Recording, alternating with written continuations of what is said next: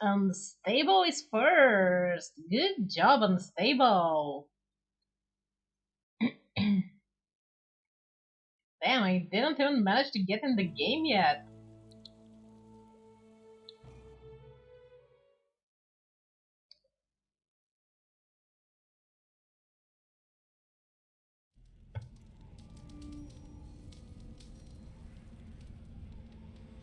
Okay, if I remember right, I was headed to do this woman's quest here.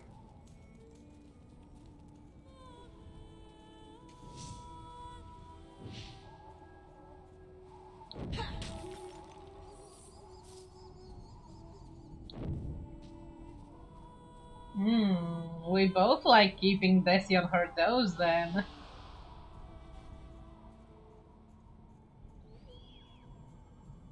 Poor old monk. Looks like he tried to make a run for it. And also he didn't make it.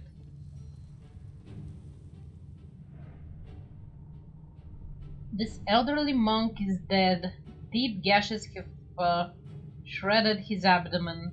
He clutches a few papers stained with blood. 3 days ago, I found the clutch of eggs in the lower springs. They were soft and yielding to the touch, and almost transparent, with a glow from within. Since I found them in the cave's most sacred waters, I thought no evil could come from them, so I left them where they lay.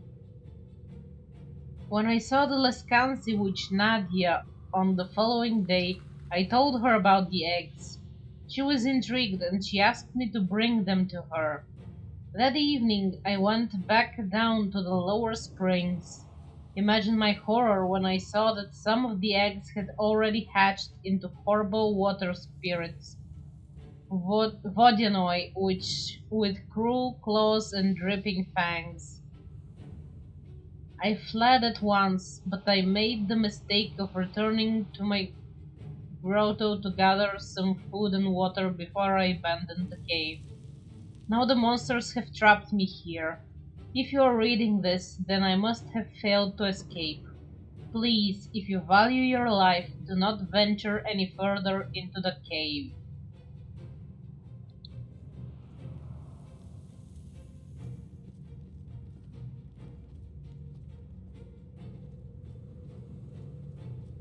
Wow, he got trapped like right outside the exit. Poor guy.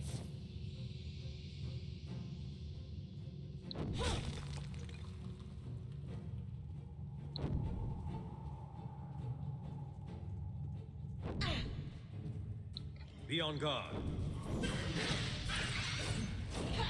Huh!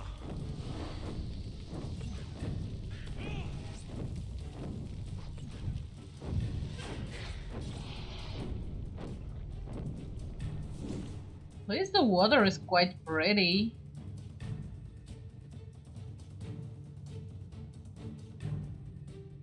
This Vodyanoi was slain by sharp claws, probably by its own kin. It looks smaller and scrawnier than most others of its kind. With so little prey in the cave, the Vodyanoi must have turned upon the weakest of their member to satiate their hunger.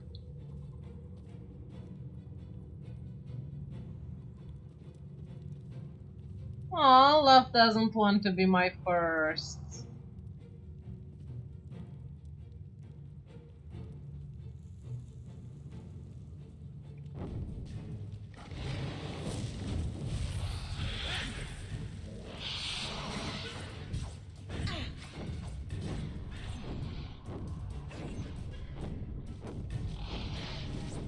Nope, Unstable is my first today.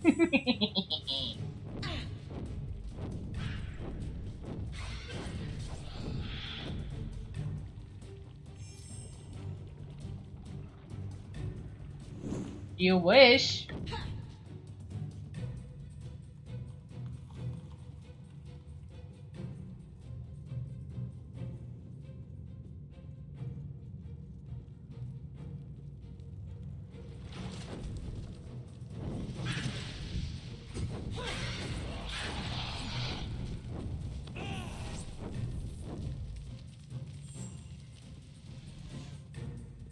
Yeah, you can take what you want, but you ain't the first.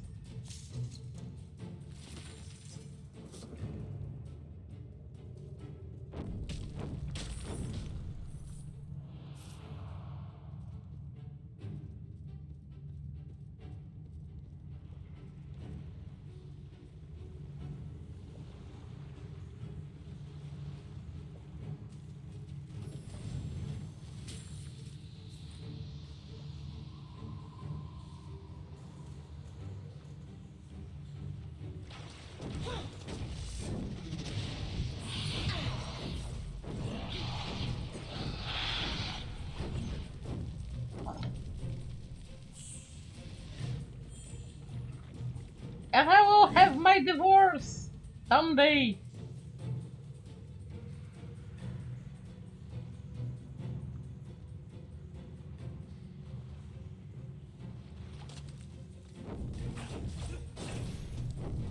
One more down.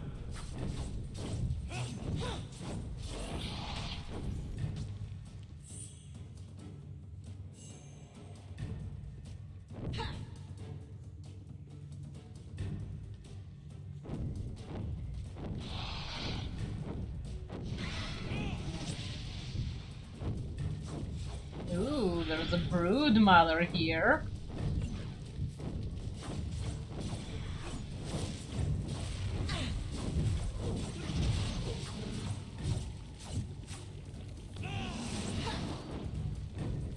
What's that briny, fishy stink? Smells like Vodyanoi eggs. Yeah, didn't we come here for them?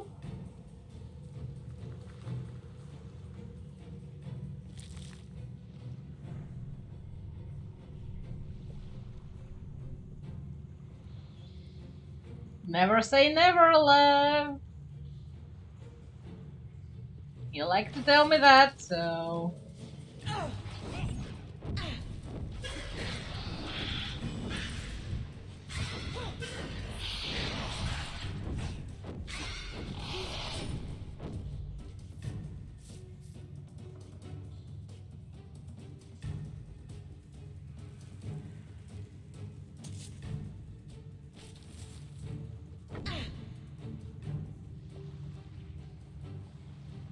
I'm really happy you helped me with the sound so I couldn't get my gain correctly. I checked my video after the stream and I was like, oh my god, people can actually hear me now?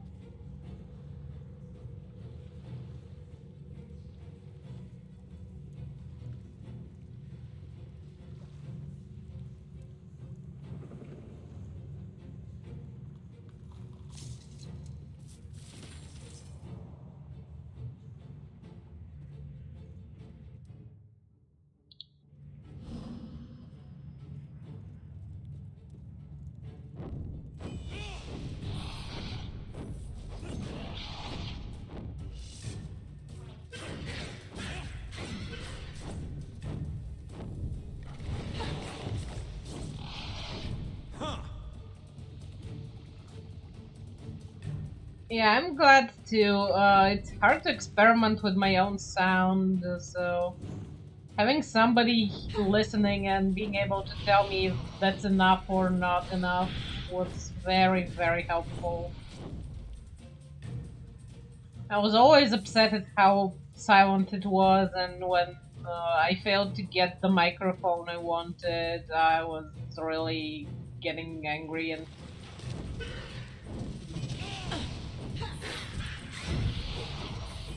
so yeah, having the proper volume now makes me super happy.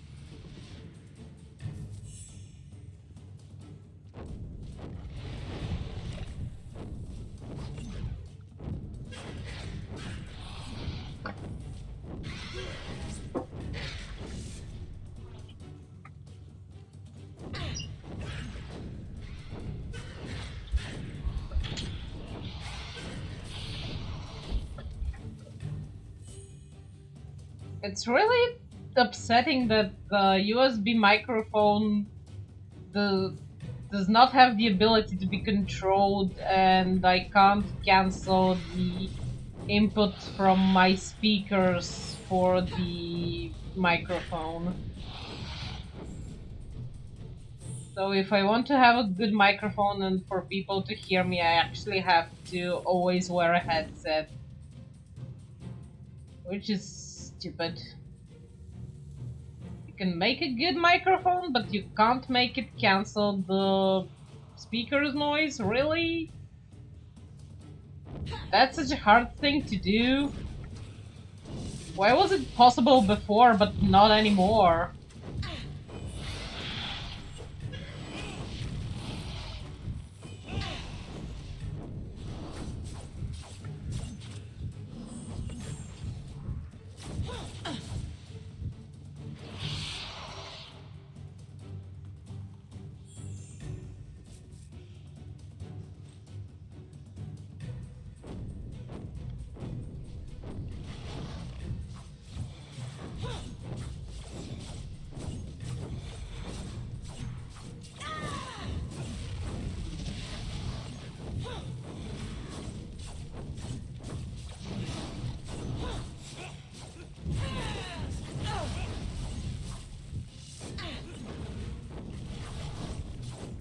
Ow, ow, ow, those bubbles hurt. Damn.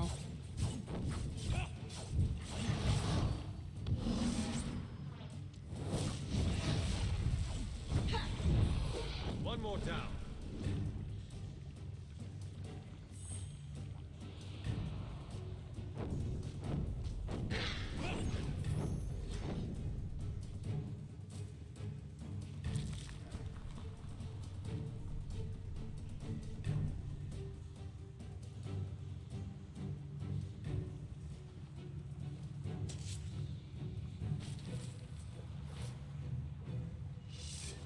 Ah, wrong button.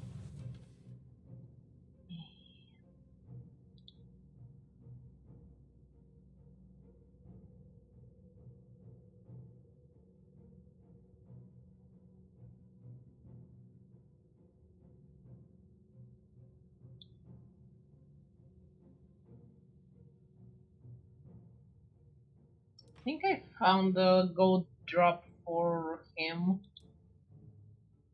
Oh yeah, I did. Nice.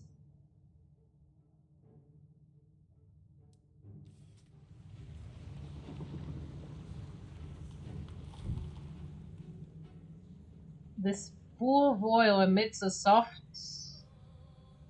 diffuse glow. The large bones that rest in the oil do not resemble any creature you know. Examine the bones. These bones belong to a massive winged creature, but the shape of its skeleton suggests a large feline predator. Though it seems difficult to believe, you may be looking at the skeletal remains of a winged lion. I think that's a Lamasu, the Legion's totem animal. You see their statues everywhere, but I never thought they were actually real. The oil is nearly transparent as water. It leaves a faintly sweet scent upon your fingers, but it quickly fades.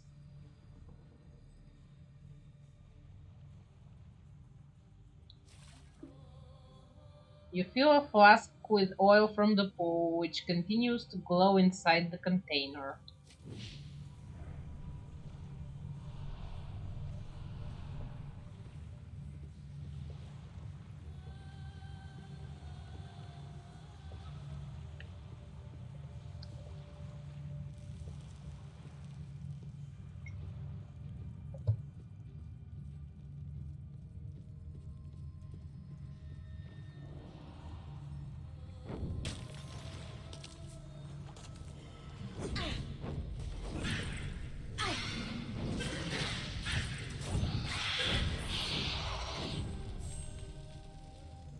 That was a flying fish.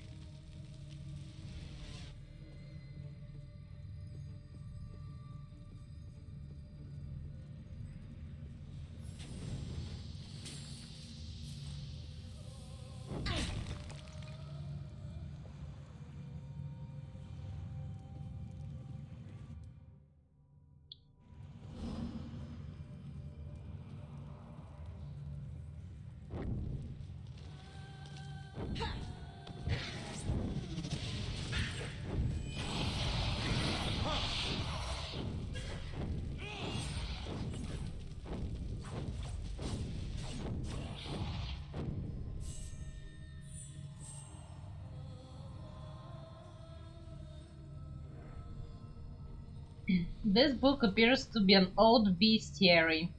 It has been hurriedly opened to a page entitled Vodyanoi.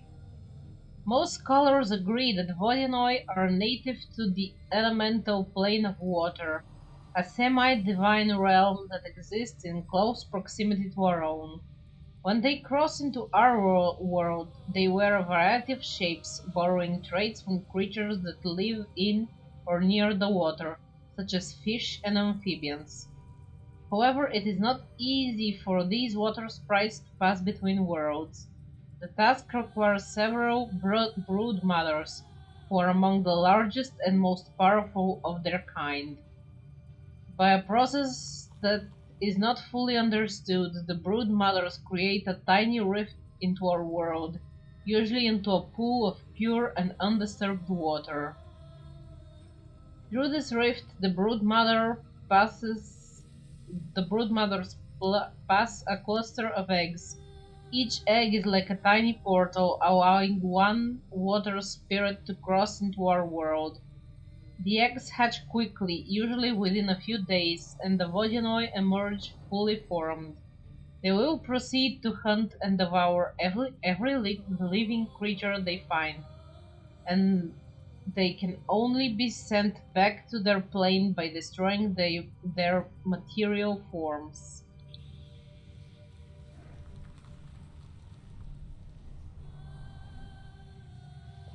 Hey, Sauline. Thanks for the hydrate.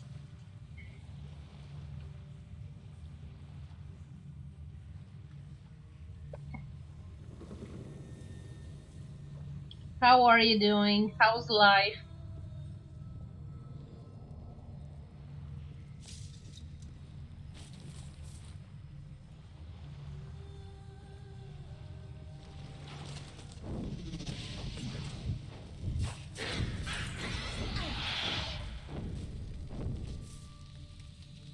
Ooh, sneaking. Always good to sneak. Especially if the family at home is not your favorite family. No, I hate pretending to be a normal person. Good luck with that. Hope it's near the end already. Considering it's the weekend, hopefully you'll get rid of them soon.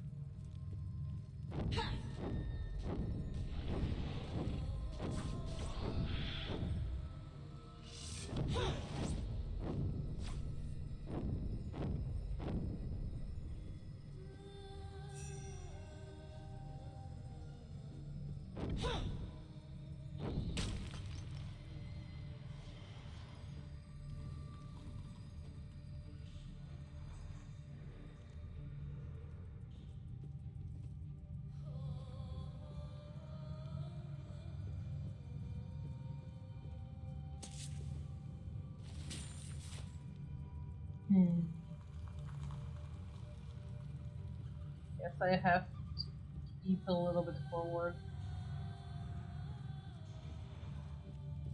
Yeah, it's pretty fun. I'm not the biggest fan of this entry of the series, but I already played through the rest of them, so have to get through this one too.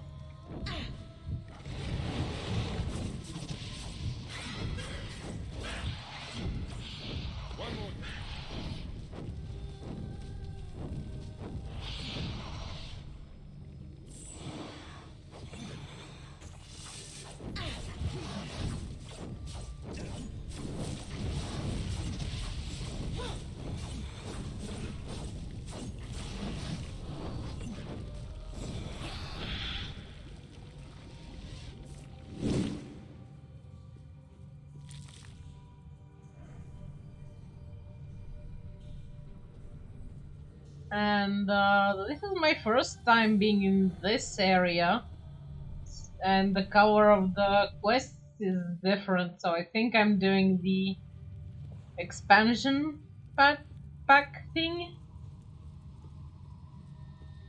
Because when I played it way back in the day, I only played through the standard campaign.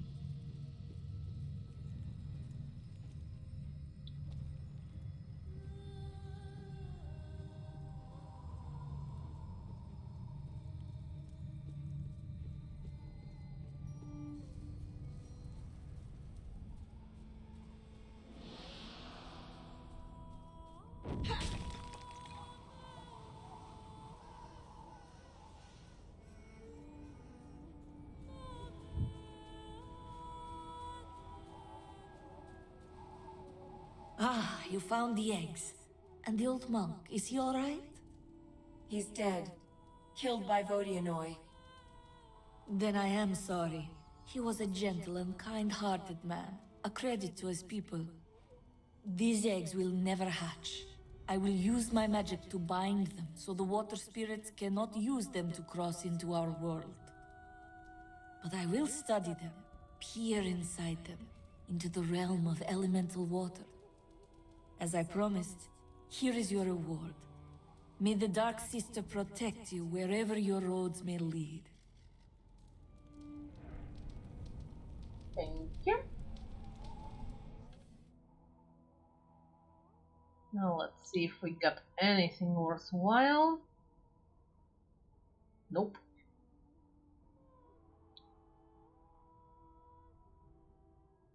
Ooh, this has attack and weakening.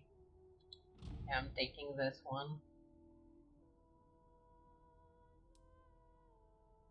Anything for Lucas? Nope.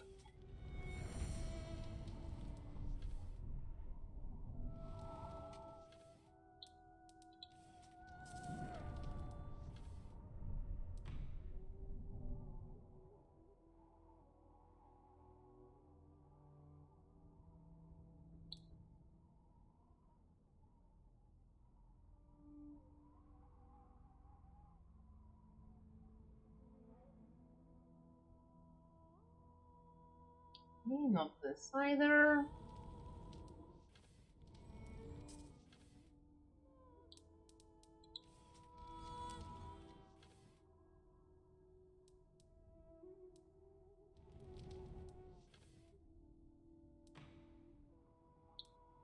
Wow, it really doesn't like to drop items for the archer here.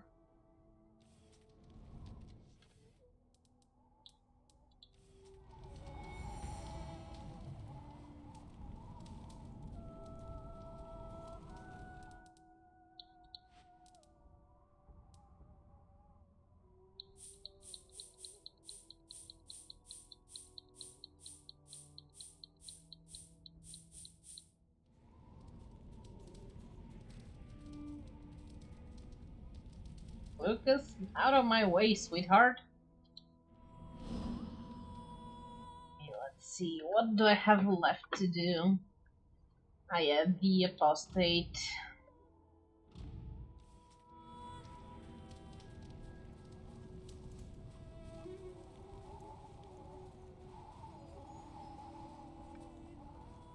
Trouble ahead. One more down.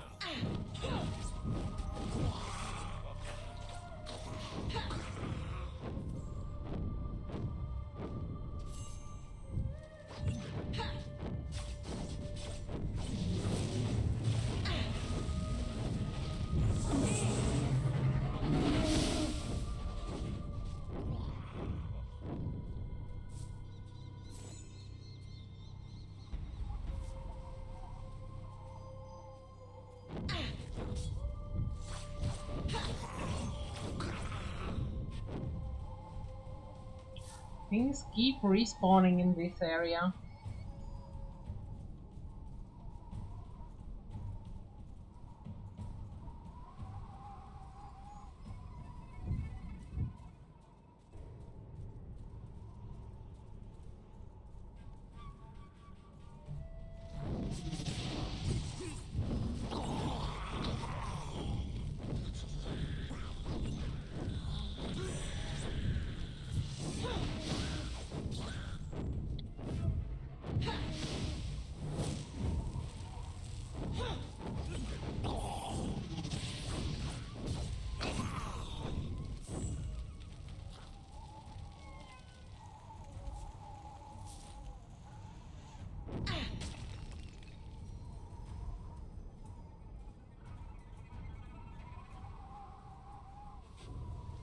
Damn, this is taking me back.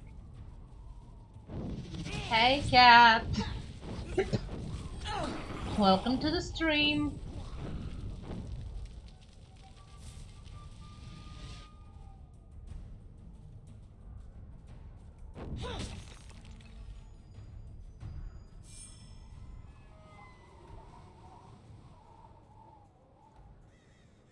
Yeah, that's true.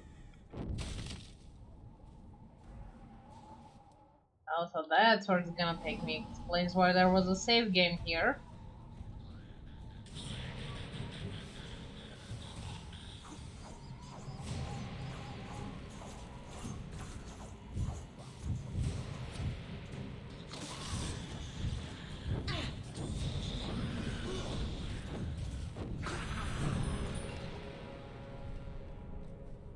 Wow, honestly, with this skill, killing these is so much easier. Just fill up all your power orbs and then smack them to death.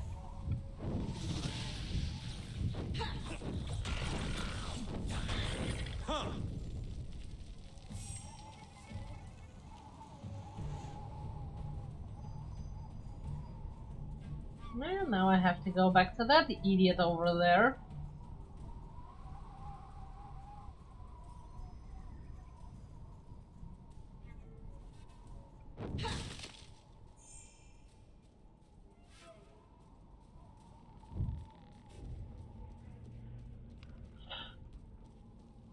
So the undead priest is slain. You have my thanks. And now for my side of the bargain. The key to the vault. And all that I remember of Dumane. If that's what you want to hear. Start at the beginning. When did you meet Dumarne? Just after the fall of the Legion. He appeared at the gate of the Abbey. And of course we let him inside. Father Abbot, he said to me, I must ask a favor of you. And I beg you not to press me for the reason why. There is a vault beneath this abbey, and the prize that I seek is within. Not for my sake, but for one whom I love. Then he asked me to help him enter the vault, and I agreed.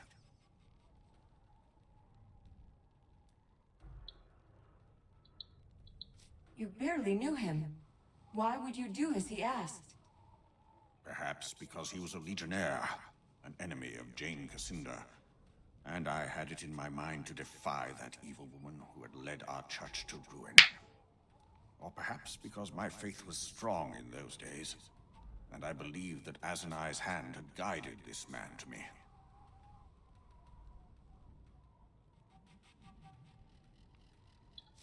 This prize that he sought, did he tell you what it was? No, but I assumed it was the same prize that lay at the bottom of the vault, the greatest treasure of the faith. As to what that treasure may be, everyone who hears the story has a theory of their own. The vault guards its secret well. Hopefully it's not the shield. That would be crazy. So how do I get inside the vault? You promised to tell me. Very well, but there is no lock, no key. The vault is sealed by a very old magic, and one can only get inside by performing a certain ritual. The rites were set down by the Azanite priests who built these ruins centuries ago, before they turned to heresy. You'll need oil from their sacred cave not far from here, and you will need the recitation, inscribed upon a tablet in the old temple. I've already found the sacred oil, and I know the words of the ritual too. Well, you have no more need of me then. The door to the vault is at the back of the abbey.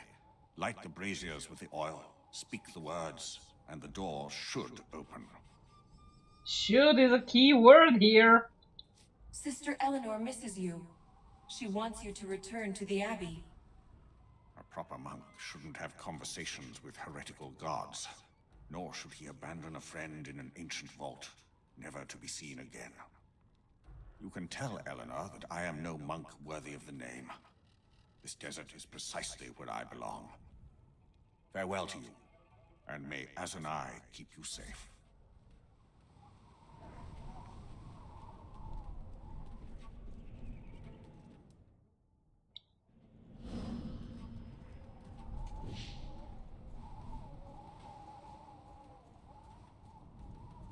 Okay, so I accidentally cleared that half of the quest beforehand.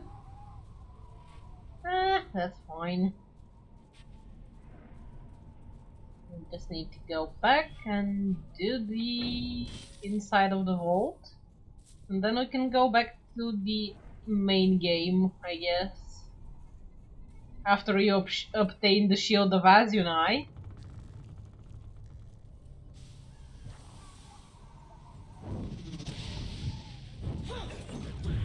One more down.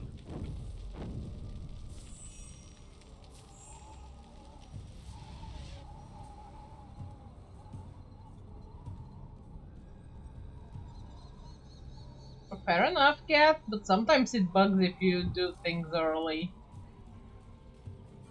You have the chalice, but where is Marlowe? Eaten by spiders. I found his bones in the desert. That's horrible. I know I shouldn't feel sad. It's no worse than he deserved. Please, let me put the chalice back in our treasury. Don't tell anyone what I did. If they send me away, I have nowhere else to go. Fine, I have no reason to meddle in your bullshit anyway. Take the chalice. Your secret is safe with me. Here, lest you think me ungrateful, this belonged to my father. I want you to have it as a gift. And if I ever recover my family's title, I shall remember my debt to the Legion. Thank you.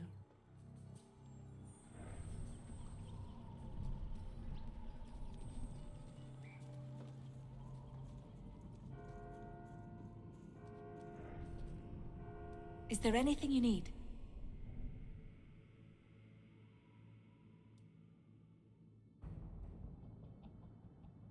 All the monks seem to follow your lead. Are you in charge of the Abbey? We don't have a leader, not since Simeon left us. Only the Synod can appoint a new abbot, and we're not on speaking terms with the Mother Church. As for me, I'm only a sister monk. I have no title or rank. Still, you seem to be the first among equals. I've been here longer than most. I try to keep the others safe. Almost all the monks are refugees. They refused to fight for Jane Cassinda, so they fled the church and gathered here. These monks are the future. When Jane is gone, we'll redeem the church for all the evil that she has done. Your friend Eridai is dead. I found his body in the cave. I should have known something was wrong. We hadn't heard from him in days.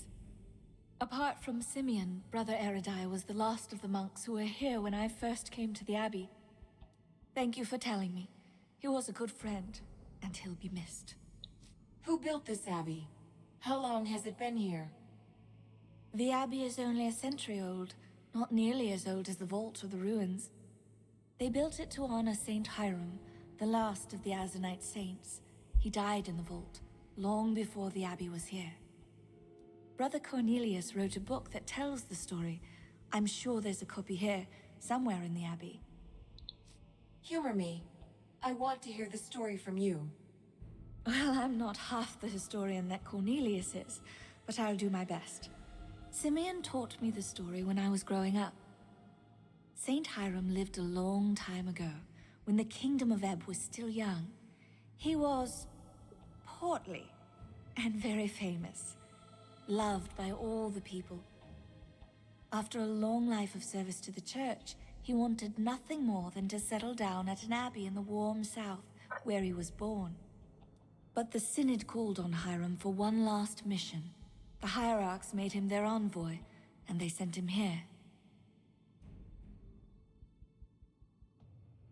They sent him here? To the vault, you mean? In those days, there was a whole religious community here, built around the vault. Their patriarch was Molokai, a disciple of Hathra Unok, the maimed king.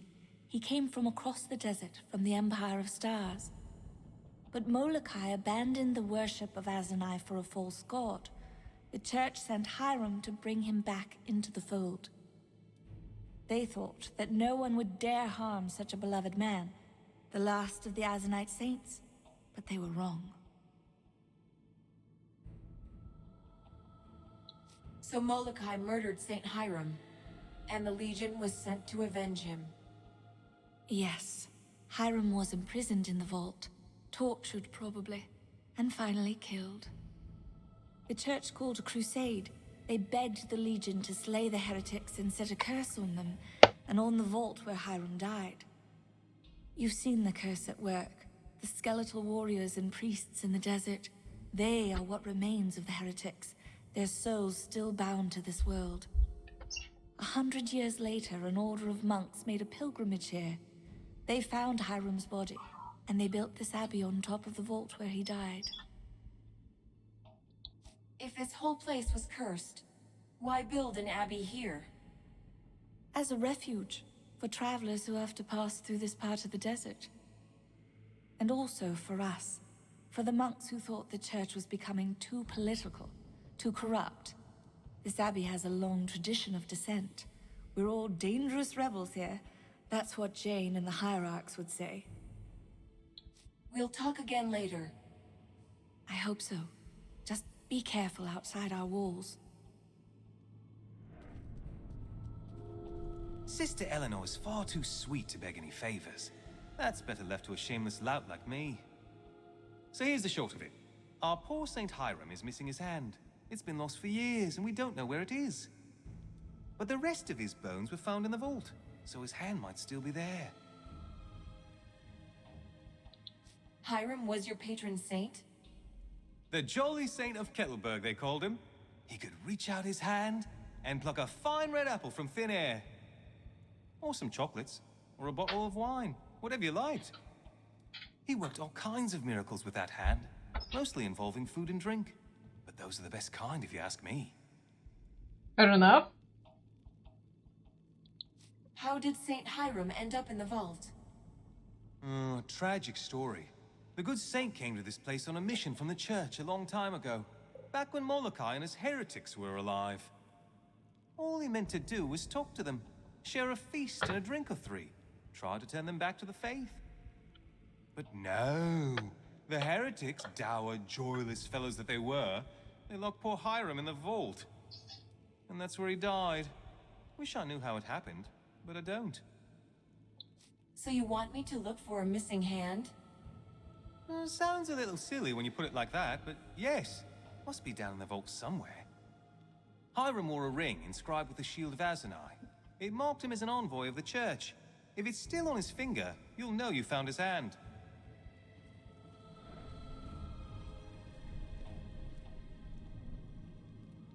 Okay, off to find the fat guy's hand. If it doesn't magic me up some food when I get there, I'm gonna be mad.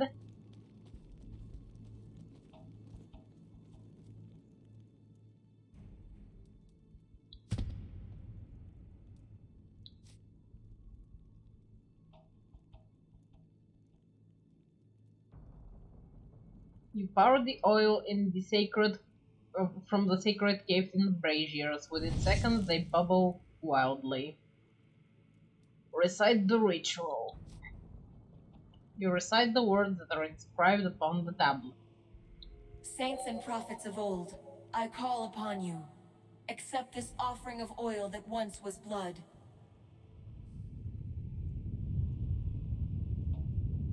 You hear a rumbling sound from deep in the vault below Hear my your feet. words. In Azunai's name, unseal the door and open the way.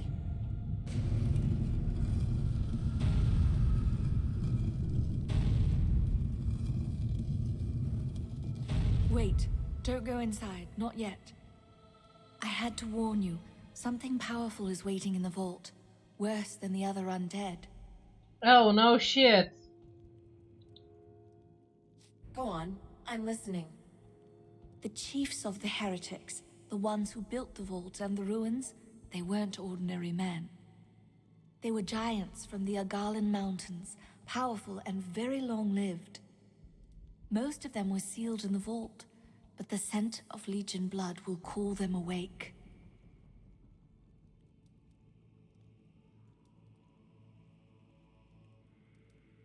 The leader of the giants. Who was he? Molokai, last disciple of the maimed king. His faith was strong when he first came here, but after 300 years, something changed, and he lost his way.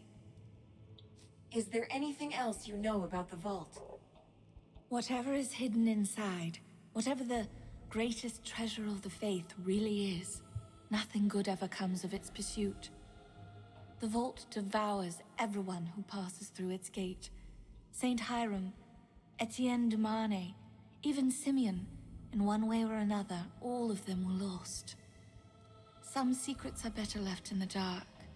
Even if you discover the truth, it will always have a consequence. For someone, if not for you. I already fought some giant skeletons in the desert. Those were the youngest giants. They'd serve as Templars for a decade or more before they took their vows. But the older giants, the priests, they could live for 1,000 years, and they knew magic that the Legion has forgotten. Even in death, I doubt that knowledge has abandoned them. Well, not like I have a choice, so... Thanks for the warning. We'll be all right. The treasure in the vault doesn't matter, not to me. But I hope you find Dumane, alive or dead. At least we'll finally know.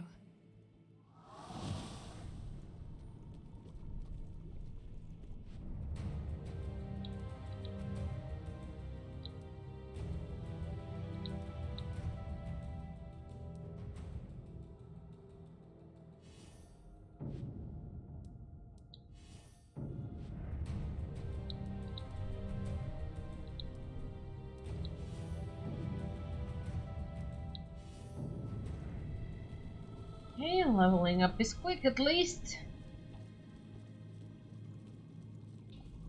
Well, off into the vault we go.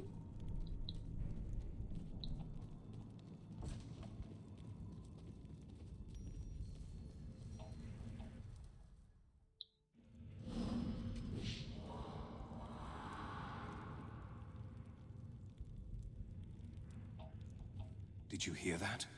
It came from behind the wall. Which wall? Be more specific.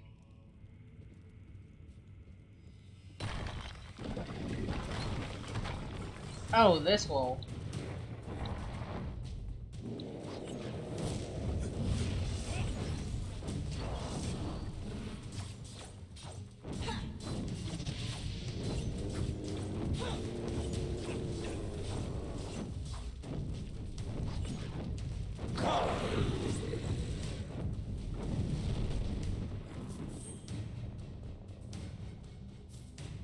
Thanks for the hydrate and the stretch.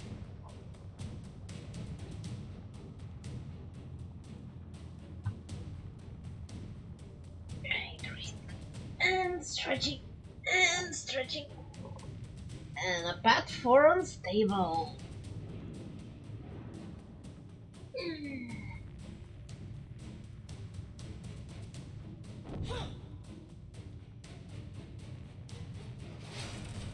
Oh, I thought this would be locked actually. Okay. It's not. So are there idiots down behind all of those walls, or...?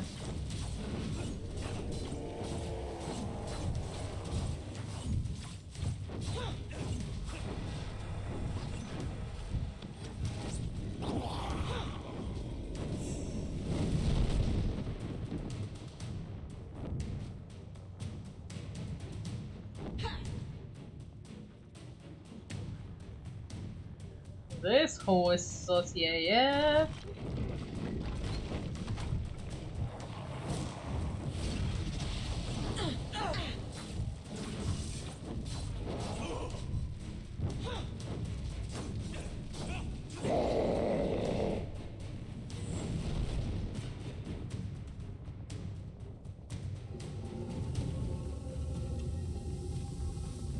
Okay, this also works. Dude, not there! Over here! Come back! I'm under attack!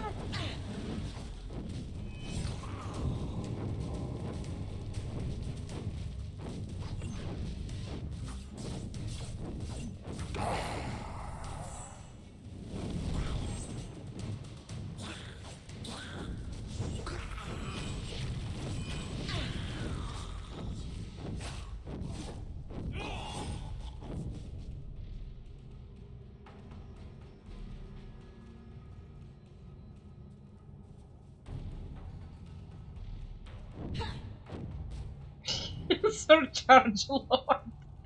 Yeah, sounds about right, Cat. You're not wrong, absolutely. He does not wait for anybody. Let him die someday. Get rid of the headache.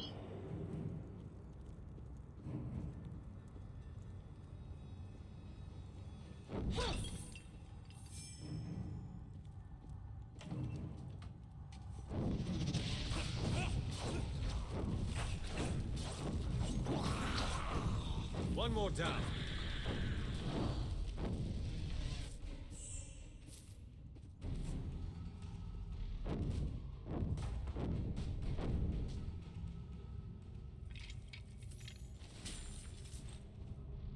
Guess nothing too saucy here. Oh, there's a book. Can I read the book? This journal is filled with guard duty schedules, wage accounts, and random notes. The final entry catches your attention. The Legion is upon us. We have held the entrance for most of the morning, but the Legion's numbers are too great. I've ordered most of the men to hold that choke point for as long as they can, while I take a detachment of my finest soldiers to guard the staffs of the sun and moon. We will hold that position until the end. Perhaps Malachi's new god can enlighten us with a miracle, but the soldier in me knows when he is bested. Malachi will not listen to reason, and he insists that we fight to the end. My position dictates I protect my charge without question, so there is little hope for escape. I take the time to write this final entry so that if anyone finds it, they will know that the Onesimus fought with honor and performed his sworn duty. I go now to meet my end. I pray I shall die well. Priest Guide Onesimus.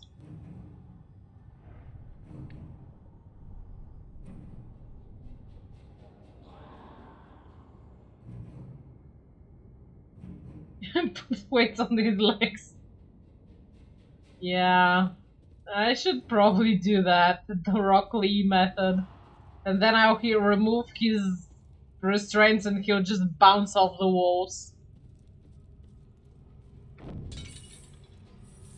He'll switch from Rock Lee from One Piece to what was his face? Rock Lee to that guy from One Piece with the spring legs. Forgot his name.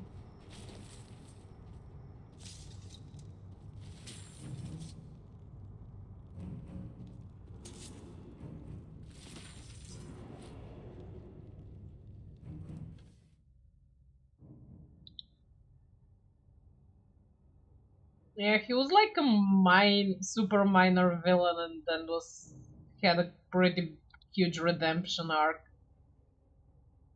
Oh, will and armor! That's actually good for my mage, I believe.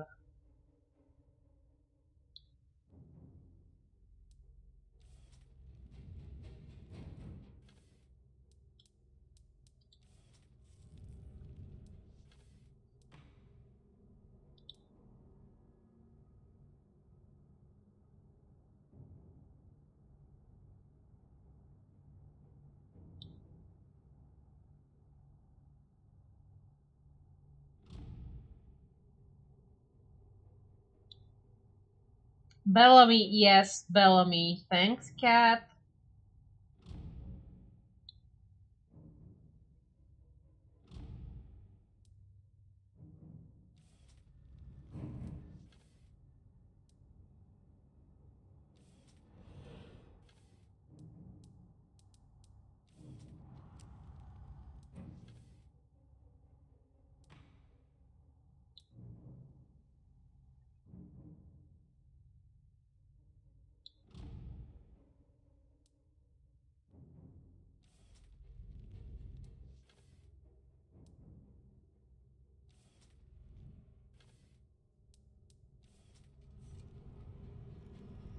Okay, taking care of the equipment change and see which part of the quest is here, the arm or...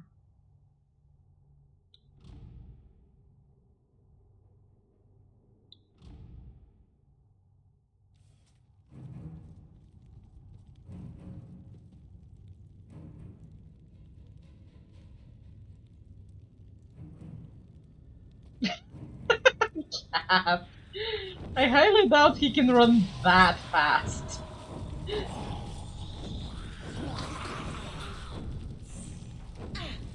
But considering we are finishing the game and the side story in about the same time we finished just the main game on Dungeon Siege 2,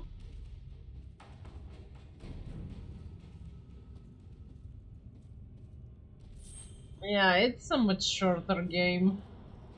If I wasn't trying to shove my nose everywhere, we would have been done by now. He doesn't have enough weight yet. Cat. High Priest Malachi, since the arrival of the new Inquisitor Seraphim, our efforts at re-education have been far more successful. At this rate, most of our priests and lay soldiers will be converted to the new faith before autumn. Unfortunately, there has been an increase in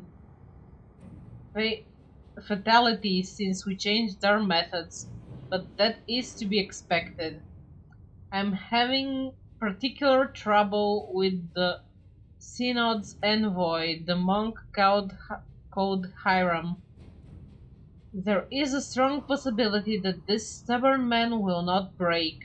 With your permission, I'd like to increase the time he spends with the High Inquisitor and see if that has any effect on his obstinate nature. Overseer Zalmon.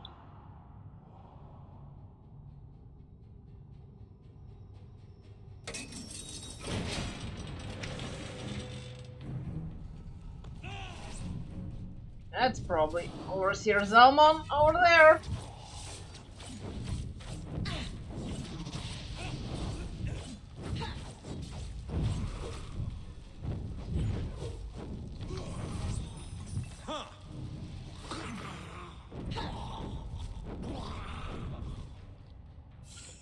Gee, that was a lot of skeletons. Shouldn't they have not converted? I mean, we killed the guy before that happened. Okay, we got some boots here. Have a hand anywhere? Oh, there's a paper. The markings on this tattered parchment are barely legible. They appear to have been written with something other than a quill. I leave this message for any person of good conscience who may find it. My name is Hiram, and I am a humble servant of Azunai. I've lost count of the days since my imprisonment, but I know it has been many months. I've been witness to things I wish I could forget. Sadly, I cannot. My time in this place draws close to an end. High Priest Malachi is finally tired of trying to convert me to his heresy. He has threatened that today I will either see the light of his false god and be given a permanent reminder of my stubbornness. I am to be taken to the re-education chamber for another session with High Inquisitor Seraphim. Azunai, protect me. Hiram. So his arm is in the Inquisitor chamber. Yeah.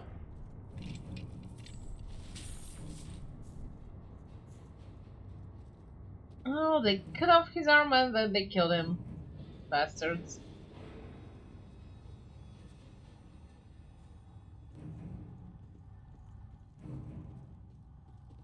It's a miracle he actually survived months being tortured.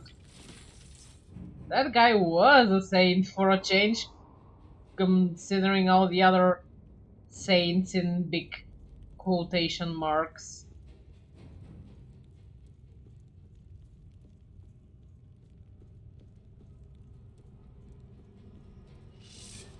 Oops, wrong button.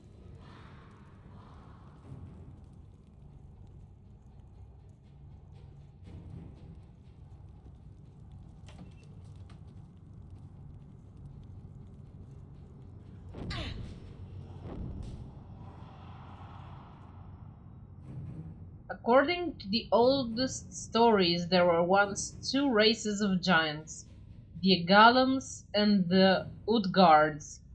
The races were divided by an eternal war, with the Utgards reigning in the far north of our continent and the Golems dwelling in the east. The Utgards were proud and warlike, always seeking to expand their domain through conquest and war, but they were slaughtered millennia ago by none other than by one of their own kin. The warrior king Zaremoth killed his fellow Utgards when they refused to bow to his will. Which is weird, considering they were a warlike race and he was a killer king, conqueror, and all of that. Shouldn't they go all in for his ideals? Oh well, they died. A few scattered cousins of the Utgard survived, and their descendants became the ice giants, mountain giants, and lesser brutes of the present day. The Agans were subtle, patient, and slow to anger. They survived the long centuries, gradually diminishing in number and size. During the years of the Empire, the Agans were some of the first converts to the faith of Azunai, and one of their number, Pathra Unok, briefly reigned as a stellar emperor. After the fall of the Empire, most of the remaining Agans retreated into their mountains. Rumors suggest that a few may still survive in the far east of Arana, but they have not been seen since before the Second Cataclysm. Also, things here are actually after the Second Cataclysm, so after the Second Dungeon Siege. I'm honestly lost about what's when in this game. Oh, there was something here. Okay, let's read first before we touch. Around the time of the 10th Legion's founding, the Empire of Stars was invaded by barbarians from the north. They swept into the capital of Iliara and murdered countless thousands, while subjecting many more to unspeakable torments. One of these was a teenage boy named Gondomar, a homely lad with a face like a lion. The barbarians tore out his tongue and drove him from the city.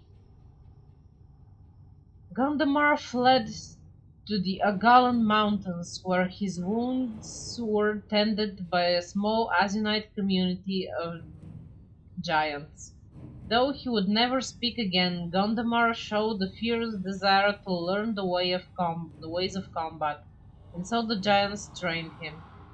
He provided He proved a quick study, and by the time he reached his 20th year, Gondomar had become a formidable warrior. The giants crafted a lion shield for him before sending him on his way. When he returned to the Empire, Gondomar joined the 10th Legion. He led the assault to retake Iliara from the barbarians, who learned to fear this silent warrior whose lion crest roared in grim defiance. In later years, it was Gondomar who converted many of his fellow legionnaires to the Azunite faith, and Saint Gondomar the Lion is still revered by both Legion and Church.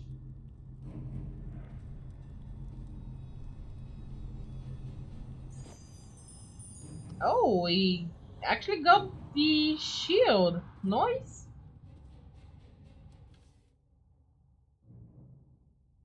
That sucks. That's sad. Nope. Nope. Ooh, that has a big boost and stuff.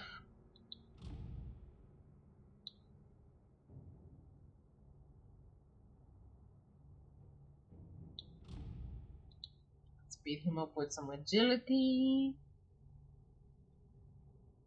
He has a pretty good boot. And oh my god, that's a good shield. Let's look at our boy now. Oh, look, he has kind of tiny little wings now. And the shield is pretty. Come here, guy, I want to see you in the wide space. Nice.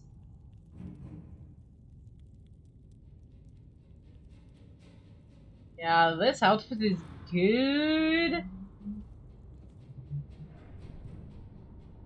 On the first day of the week, all the young novices assembled in the courtyard where a patriarch patiently awaited our questions.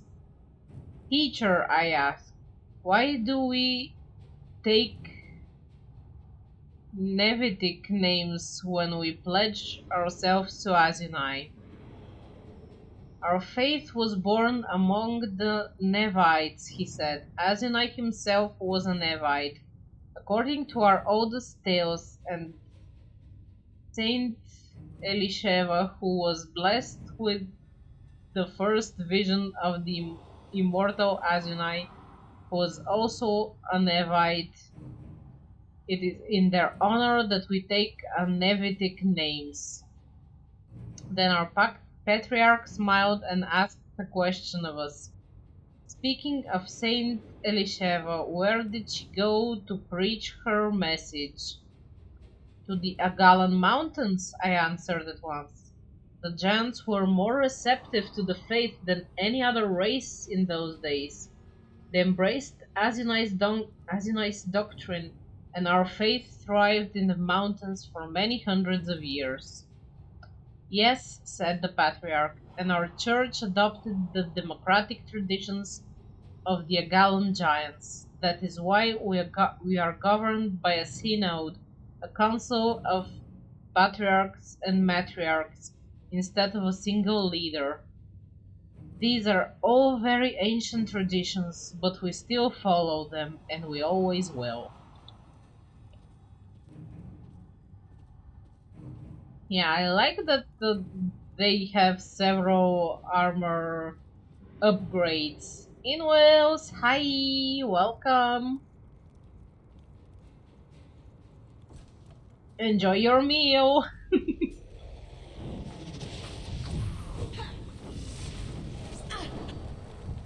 Hey, where did you come from?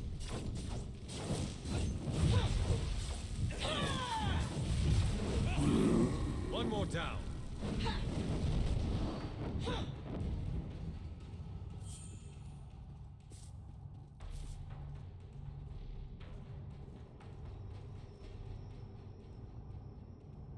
In an effort to preserve the history of our community, I have determined to set down a record of the events that led us out of the Empire and brought us to the border of Ebb. My story begins in the year 601 with the murder of our Emperor and Patriarch, Hathra Unok. Under Hathra Unok's rule, the Azunite faith had been officially recognized by the Empire, and Azunite shrines had been built in every city and town.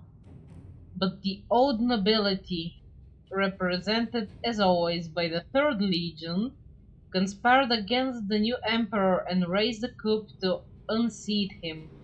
Hathor Unok was slain, and he tried to flee the capital. As he tried to flee the capital. With the rightful emperor dead and the commander of the Third Legion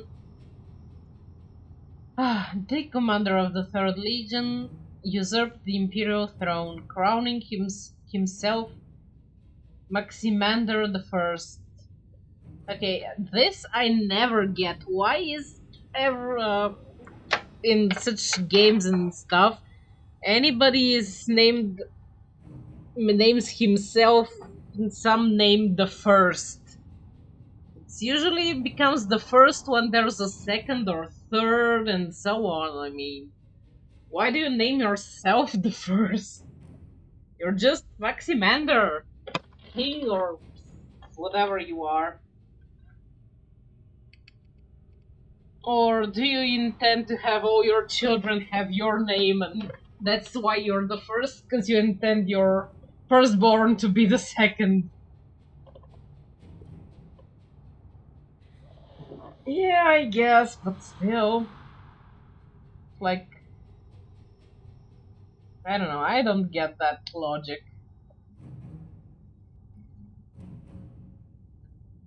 Okay. Maximander the First, or Dragon Tyrant. After his legion's totem animal, he declared that Azunite's faith was a heresy, and he returned the empire to the pagan worship of the stellar emperors. His forces hunted down the disciples of Hathor Unok. The noble 10th Legion opposed Maximander. See? They don't even add his first anywhere after that. Offering sanctuary to the Azunite faithful, but it was clear that a war was coming, a battle for the heart of the Empire that our faith might not survive.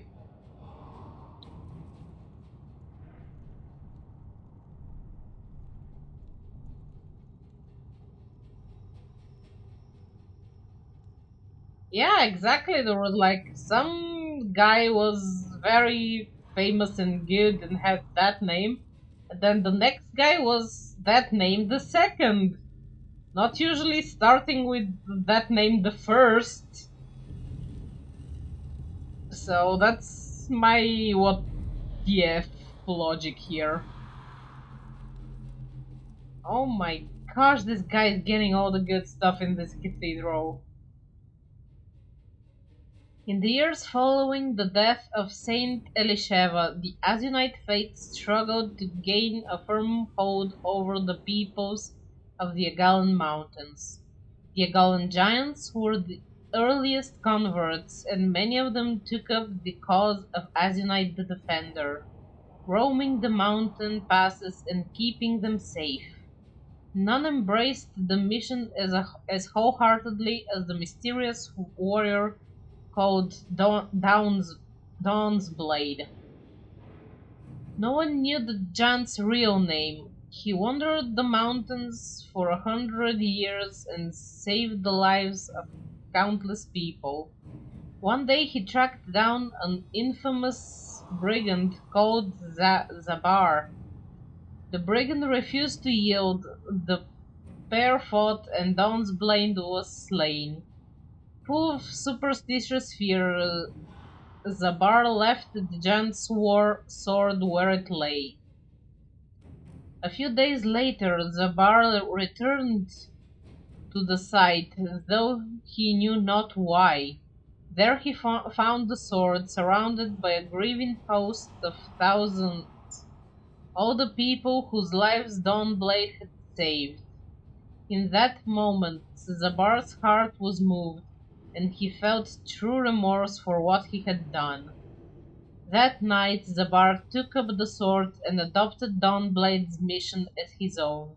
When he died, he passed the sword to another, and so the legend of Dawnblade lived on for many centuries after. Thanks for the hydrate, the stretch, and the pat love.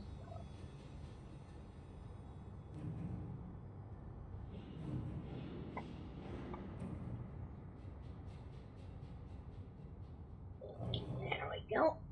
Stretch.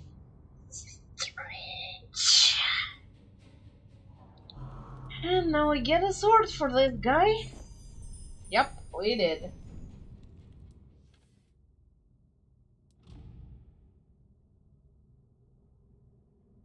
And it automatically equipped it.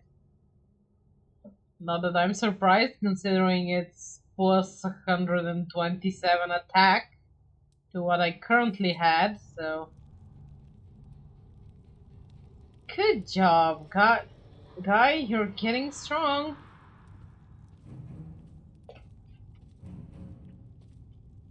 Oh, nice love. You'll be done with it by the time I'm done with the stream, probably. As the 10th Legion gathered its allies to oppose the pagan Emperor Maximander, the surviving Azionite elders met in secret. Many wished to stay with the 10th Legion and fight, but if Maximander won the war, we knew that our faith could be snuffed out. Some of us, led by the Agalan Patriarch Molokai, decided to flee the Empire. We would find a distant refuge that was safe from Maximander to ensure that our faith survived. So we turned our backs upon the Empire and set out across the Aranoi Desert. We were a motley host, humans and Agalan giants, carrying our belongings upon our backs and traveling west to the trackless sand. The Aranoi is known as deadly and desolate waste, so we might have fallen prey to hunger, thirst, or beasts of the desert. But Malachi was granted a vision of Azunai, a golden-haired child who led us safely across the sands. The child brought us to the border of the imperial colony of Ebb. Here we found a cave with a holy animal inside, a Lamassu, the last of its kind, and a creature that was sacred to Azunai. Thus we knew we had found our refuge at last, and we gave thanks to Azunai and built our settlement in his name.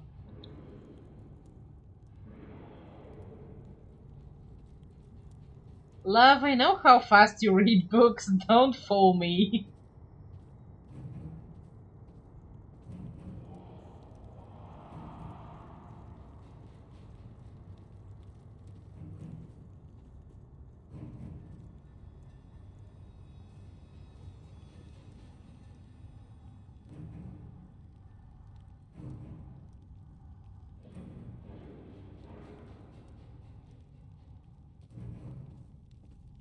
Yep, Love is quite the little bookworm. Both little and a worm. And obsessed with books. So, all the characteristics of a bookworm. Okay, I think I got turned around.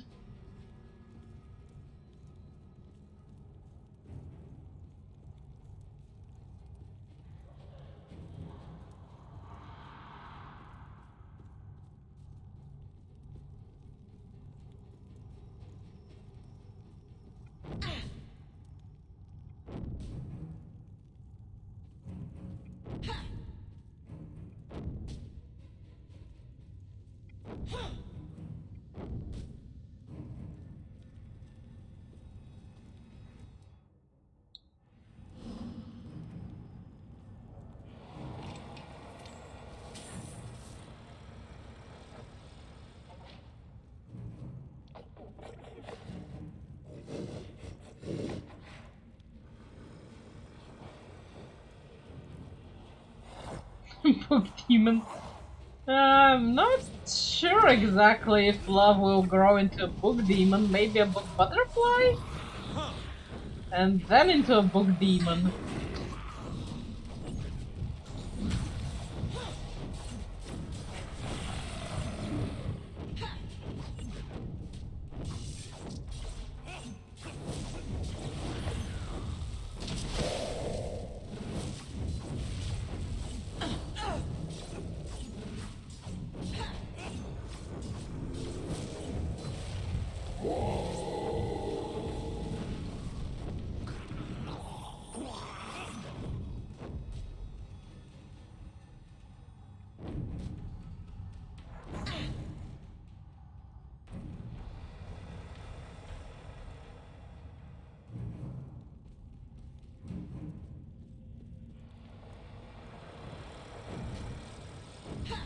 A book demon fly. Yeah, sounds about right.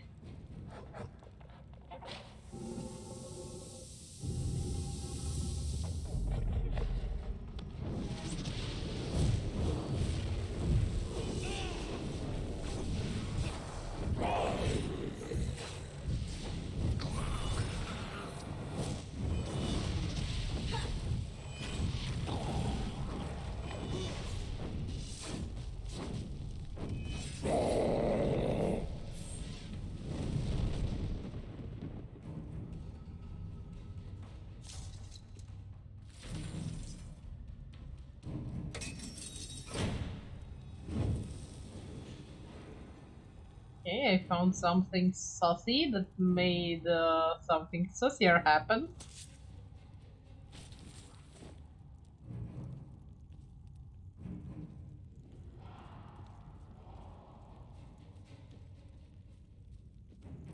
Yeah, it's possible, love. Maybe you have, considering so you have so much memories of it by now. You must have finished it at some point.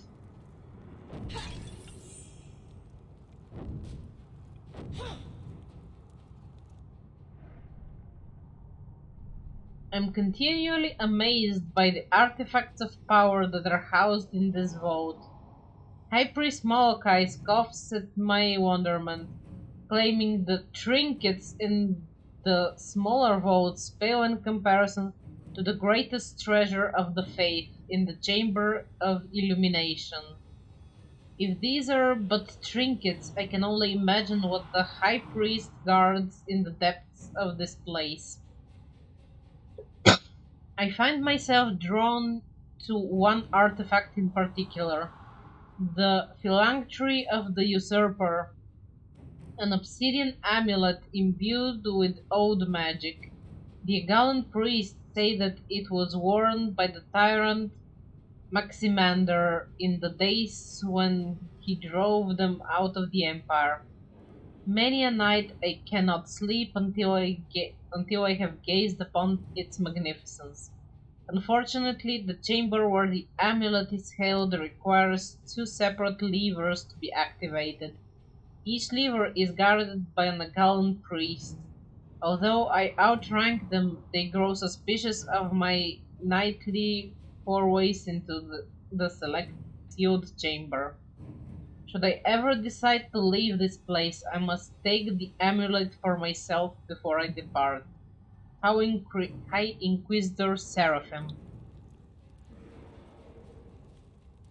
Why do I get the feeling that that item is the cause for the switching of the faiths and everything? So say yes.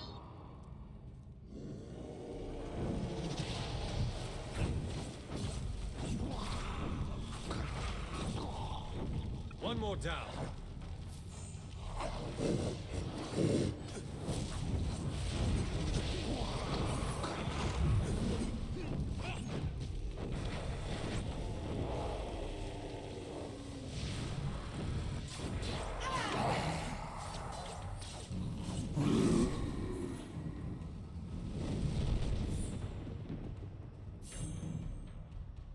Death for the random mobs. Stay away from me.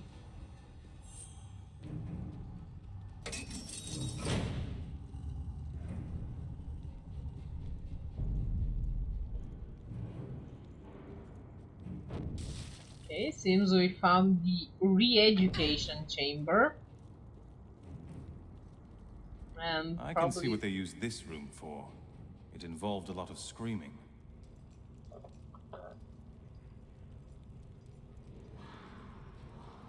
Yeah, looks like a standard Inquisitor room.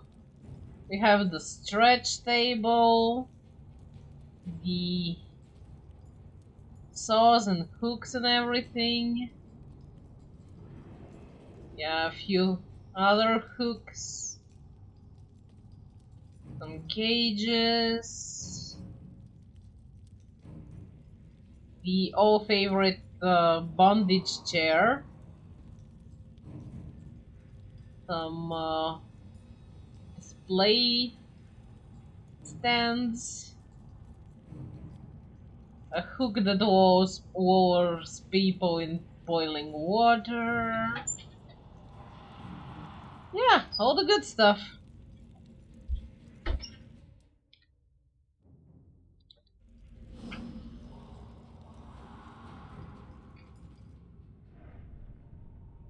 I tire of Malachi's preaching.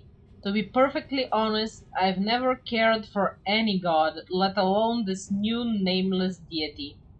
I've always longed to believe in a greater power, but I found the notion so preposterous. The endless chanting, the divine rhetoric, it can all be quite the bore. Of course, I dare not reveal my little secret. If Malachi and his zealots knew that I, the High Inquisitor, was a non-believer, I might find myself in the steely embrace of my own infernal machines. Wouldn't that be a sight? But I am not a man of faith. I am a professional, and I must admit that I enjoy my work. No shit looking at this place. Speaking of which, I should get back to it. I have an appointment with a jolly whale of a monk named Hiram. Let us see if he can keep that renowned smile after a few hours with me. High Inquisitor Seraphim.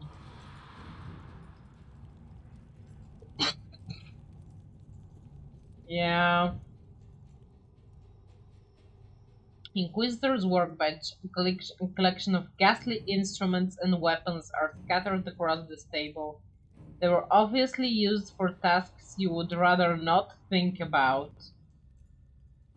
Examine the table. Among the assorted tools, you see a skeletal human hand. A soft glow emanates from one of its fingers. The source of the light is a golden ring inscribed with the shield of Azunai.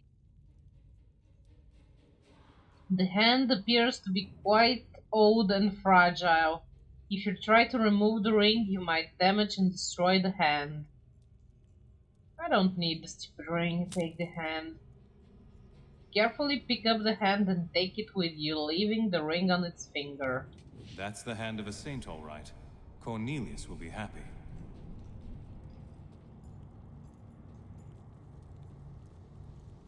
Thank you, cat. Did I save? I'll swap another save here just in case. Oops. Cat!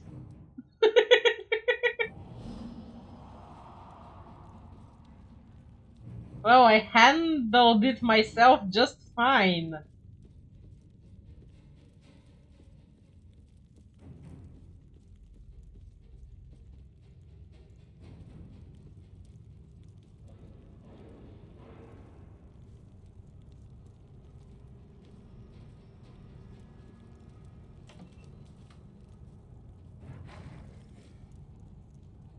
Heads up.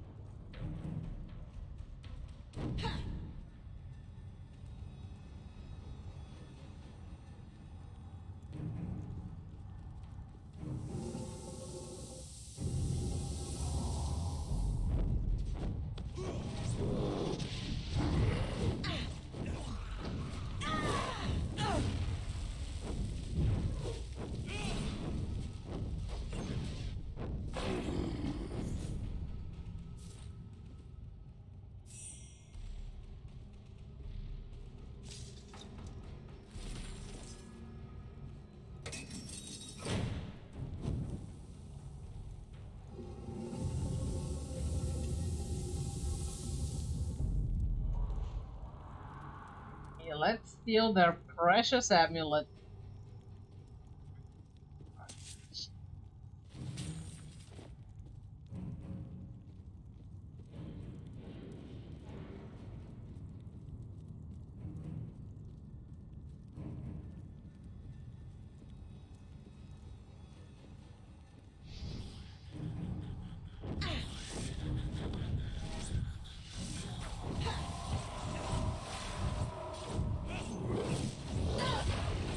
Ow!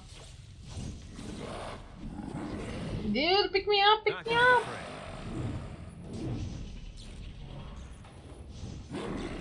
I am in your debt. I'm bleeding.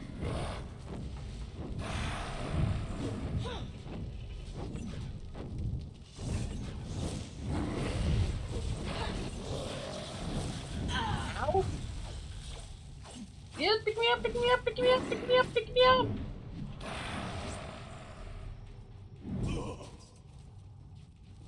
Don't die now! Come on! Oh! He had picked me up. Well, at least I killed the extras!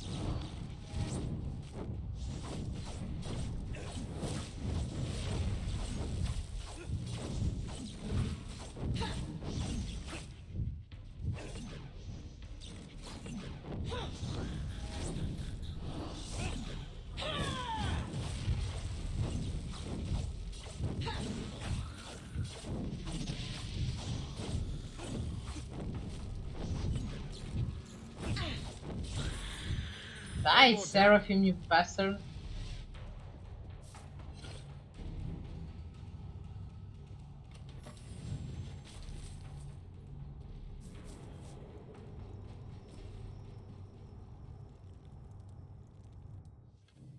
Ah, that was a tough one.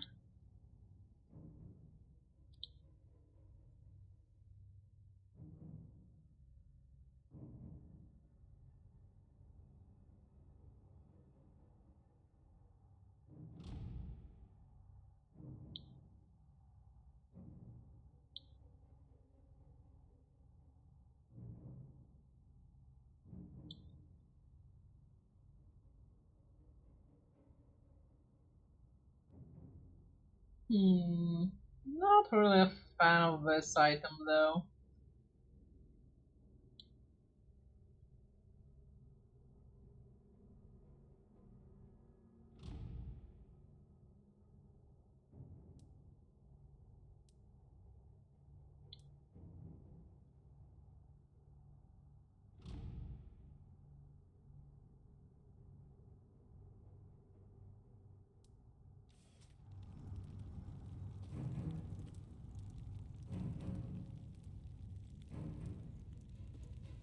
Okay, that was fun. And I'll go grab a save before something unexpected happens. Especially considering she actually got a random drop of a much better item.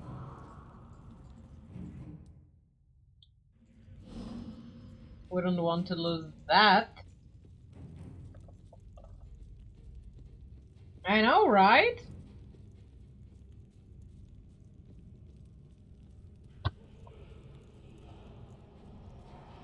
So sparkly and stuff.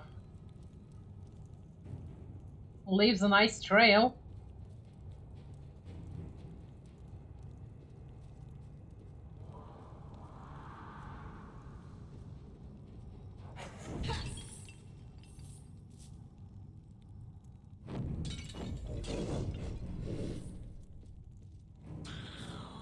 Something is making quite the noise.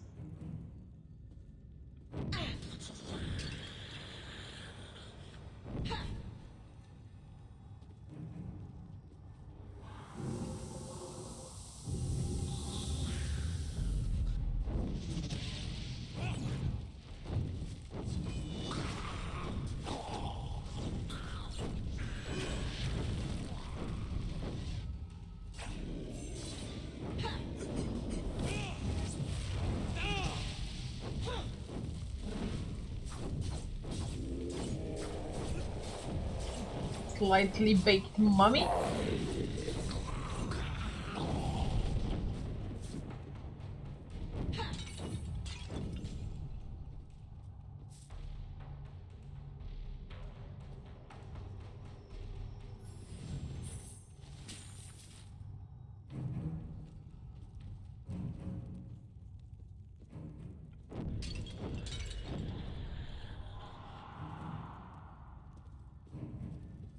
Looks like the gate is locked.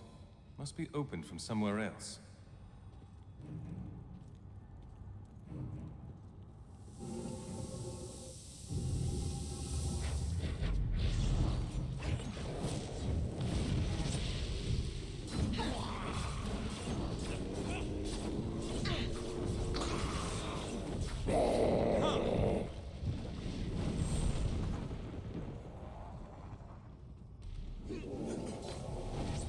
Oh, there was a second statue over there.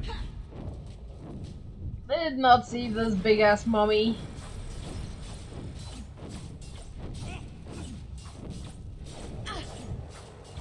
Oh, come on, cat. You know no logic works when there's a door in a game. You can have a motorized chainsaw and you will never go through that flimsy wooden door until you find the key. Or that other convoluted way for getting through it. Which is the more likely scenario.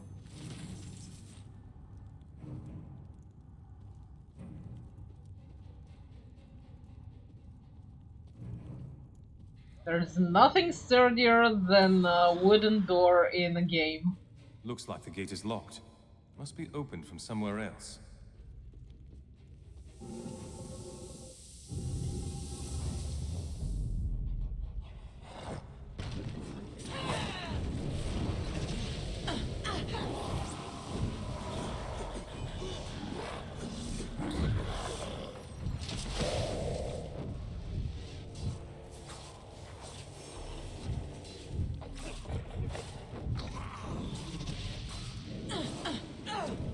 Ow, ow, ow.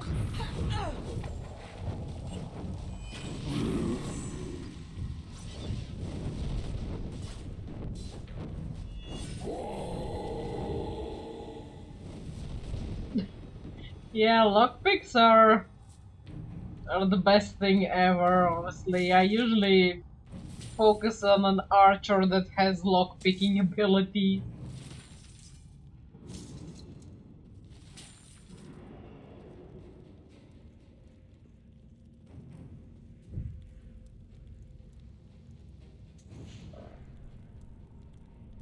Another sealed door. Looks important. Oh yeah, what gave you that idea? The fact that it's the biggest door I've ever seen, or the Azunite crest on it?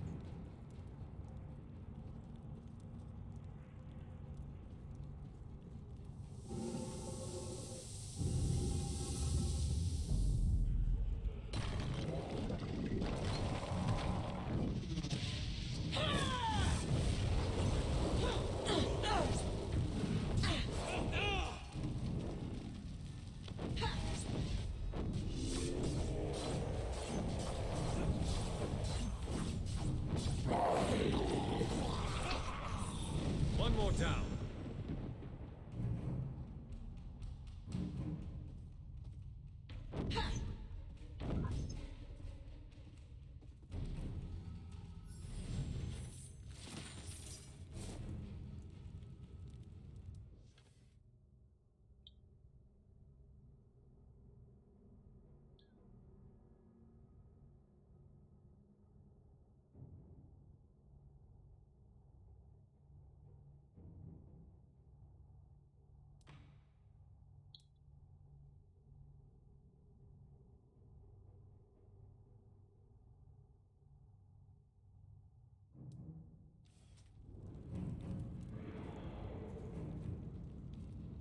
Yeah, let's go fight some other minor boss thing.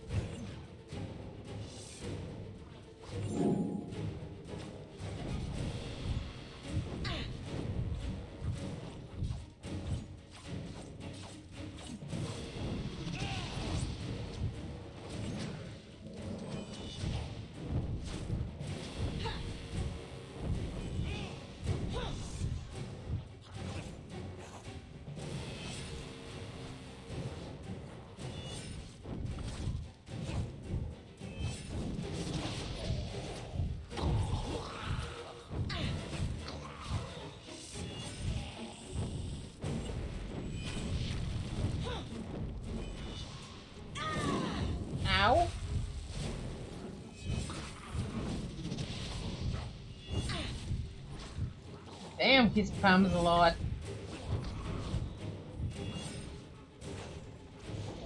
Keep killing him, Lucas!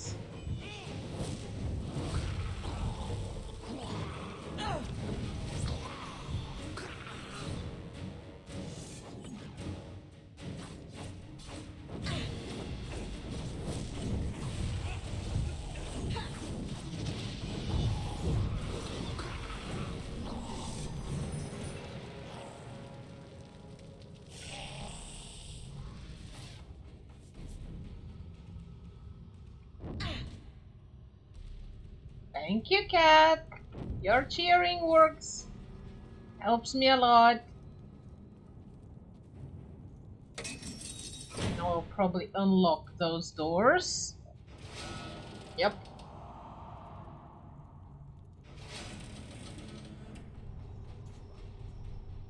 Let's see what's in those rooms. Got to be something important. Oh, you want me to say GG in Bulgarian? That's an interesting choice, Gambi. Are you sure you want me to say that?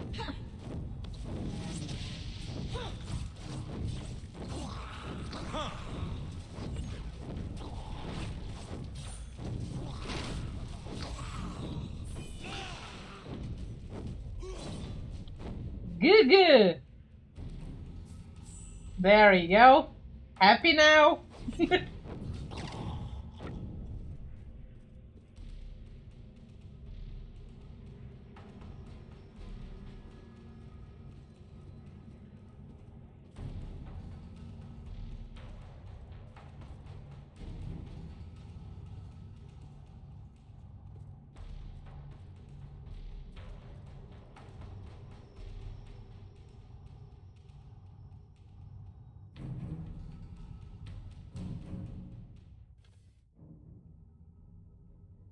Well, as long as love is happy.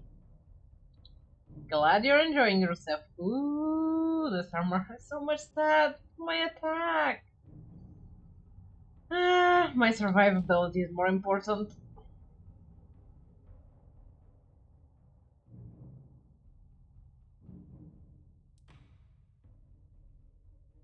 And pat the cat for Gambi.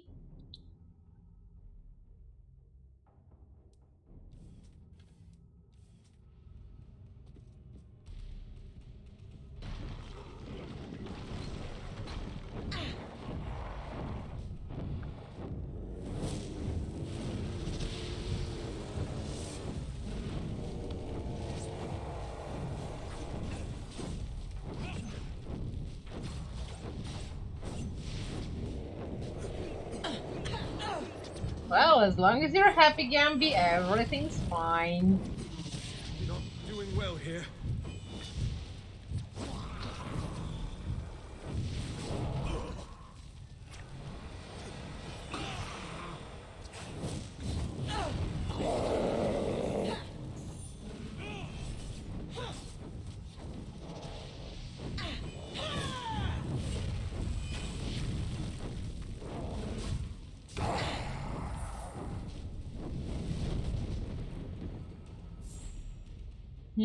Cactus fruit tea.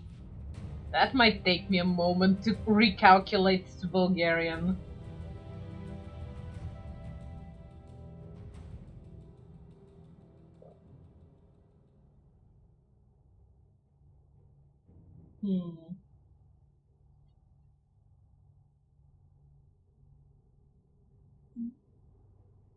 Чай от кактусов плод.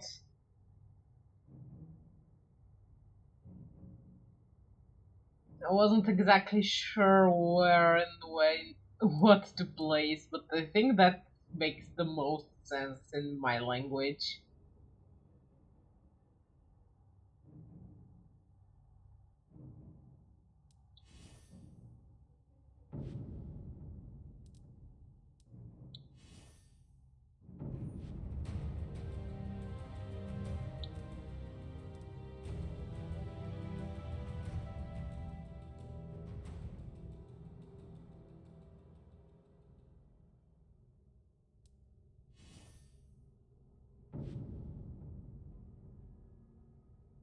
Cactus is not a fruit, but it does bear fruit if I remember correctly. It flowers and there are fruit-like things that spawn, so...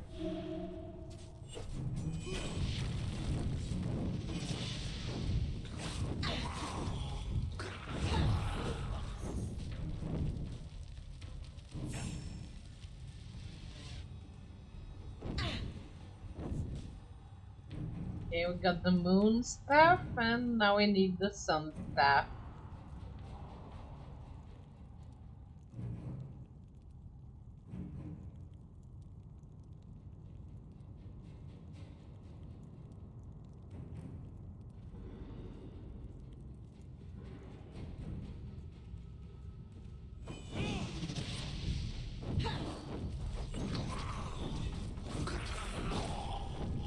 One more down.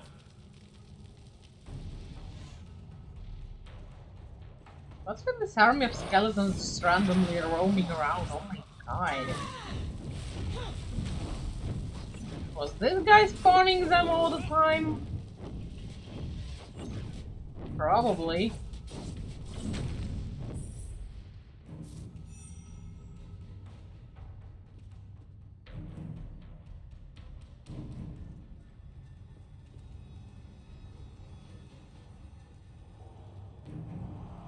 Okay, I'll go save because I couldn't save after the boss battle because this guy kept spawning things on me.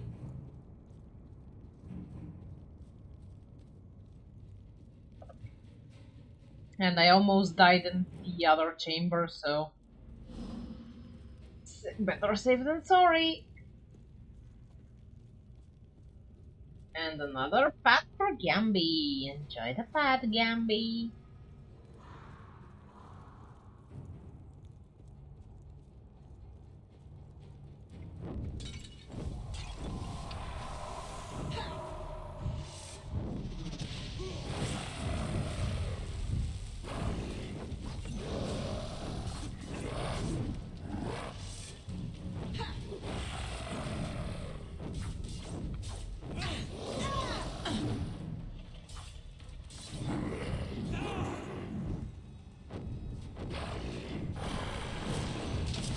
Now.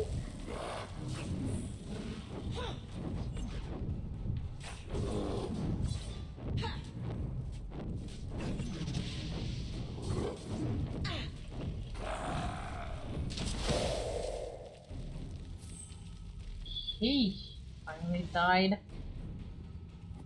Grabbing the sun staff and getting attacked by another random mob of mobs.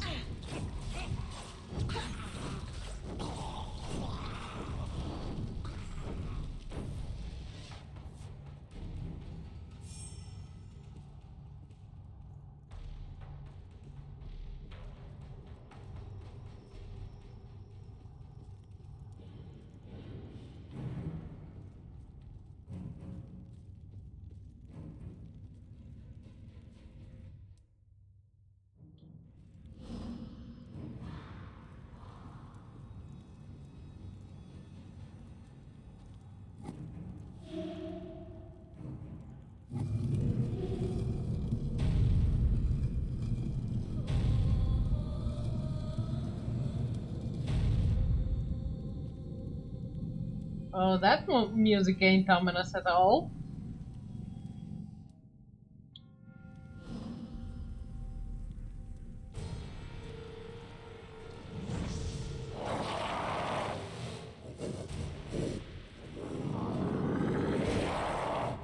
Hey, Molokai. I am Molokai, prophet and high priest, and you will suffer for what your legion did to me. And what would that be? Kill you off? Like I'm about to?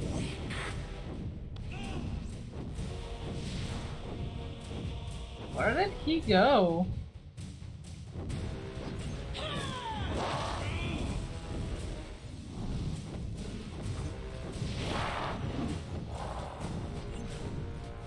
Retribution is mine.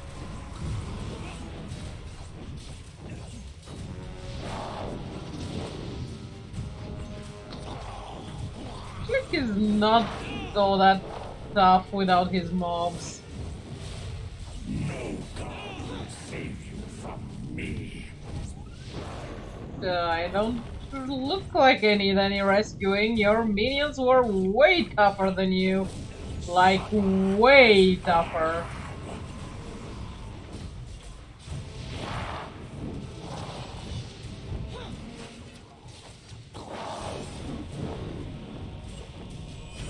Your flesh is weak.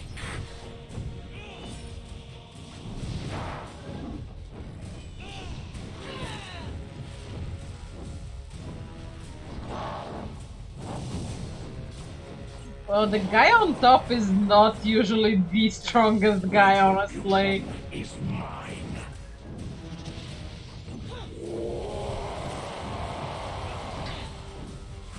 Yeah, scream away, dude. You're about to die anyway. No god will save you from me. Suffer as I have. No thanks. Can you please die already? Your trespass. Oh, he has a face too. Oh, he is a final boss, so that was to be expected. Now this should be a challenge. No god will save you from me. Thank you for going straight back to my flames. That was nice of you.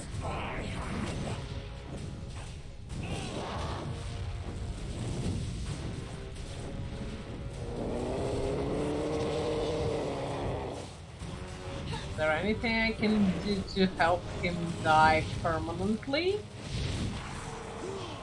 Whoops. His priests are doing way more damage to me than he was. Is mine. Oh my god. When did my idiot die? The hell?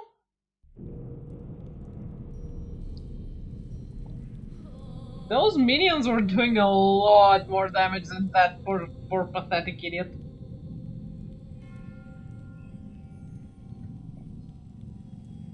Yeah, it's okay, cat.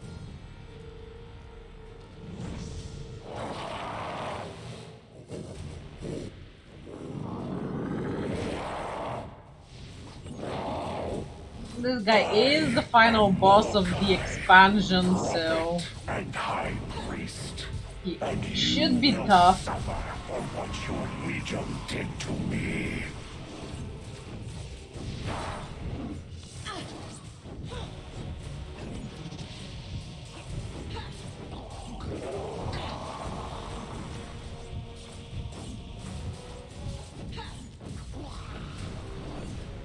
Retribution is mine.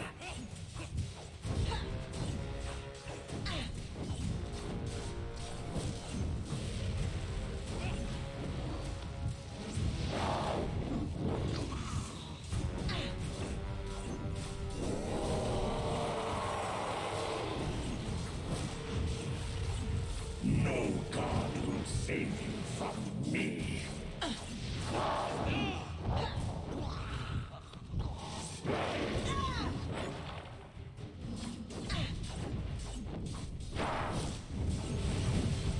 Your flesh is weak. Hey, at least I have flesh. Jealous much?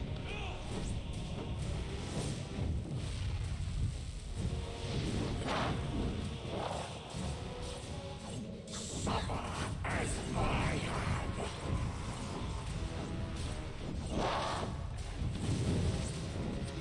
Retribution is mine.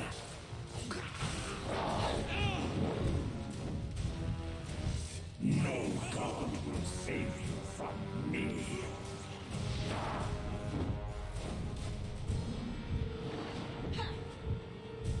Your flesh is weak. Okay, that spewing attack actually does some damage. Back to the fight.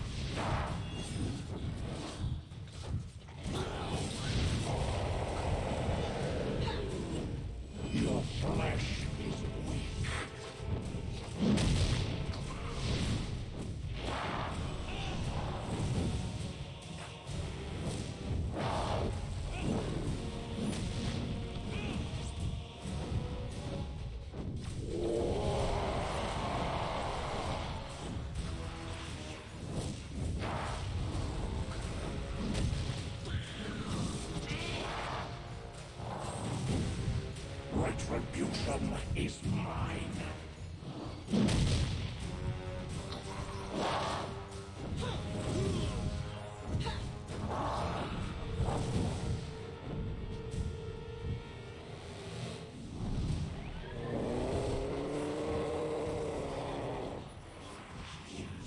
Much obliged.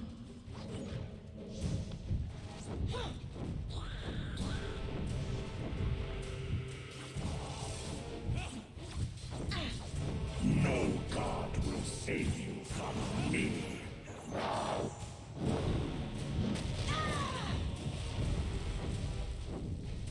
Retribution is mine.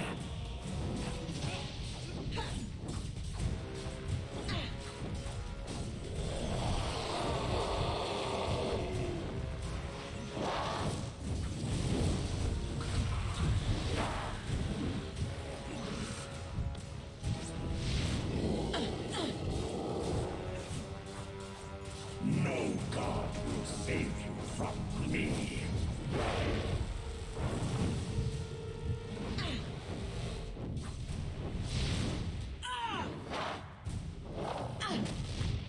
Your flesh is weak.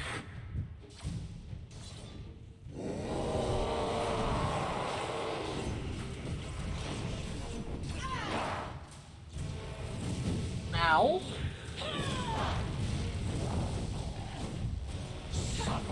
As I am. Retribution is mine. No god will save you from me. Stay in one place, you bastard. I'm trying to kill you.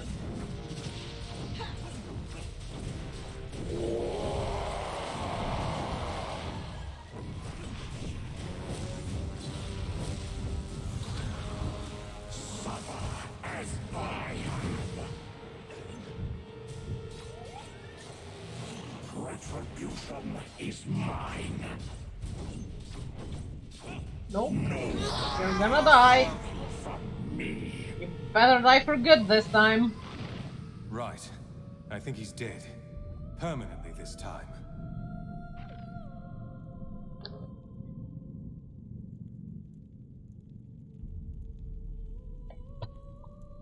Aw, that's sad, love. I'm sorry.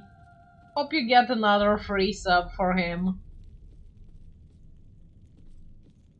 Well, I would double tap, but he kind of evaporated. Thanks for the hydrate, cat.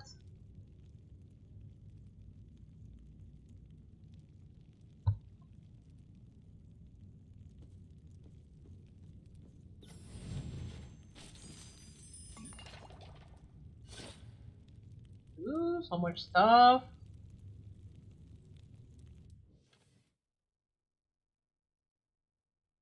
Ooh, that's pretty.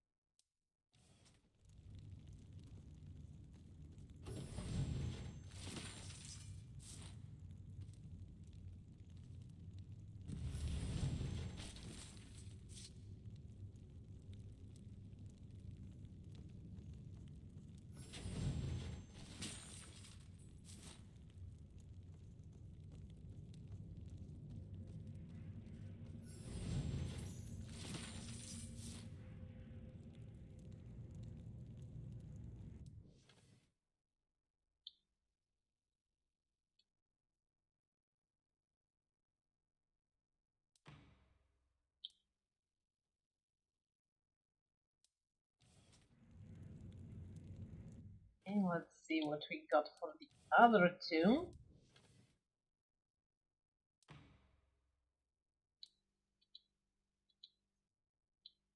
Really? Did you really get just about nothing for this guy?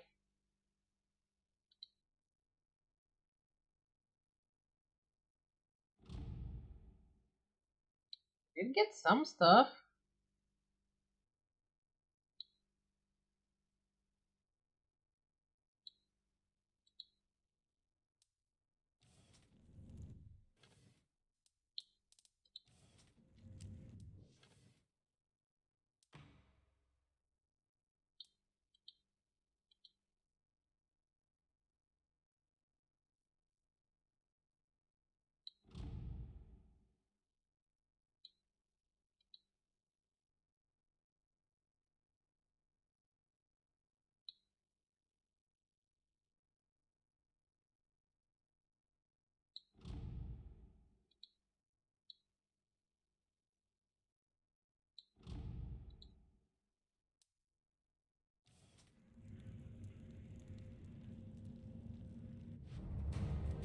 No!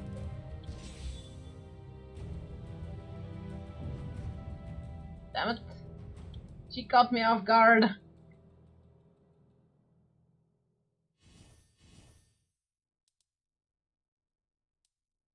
I have to spend points on her skills.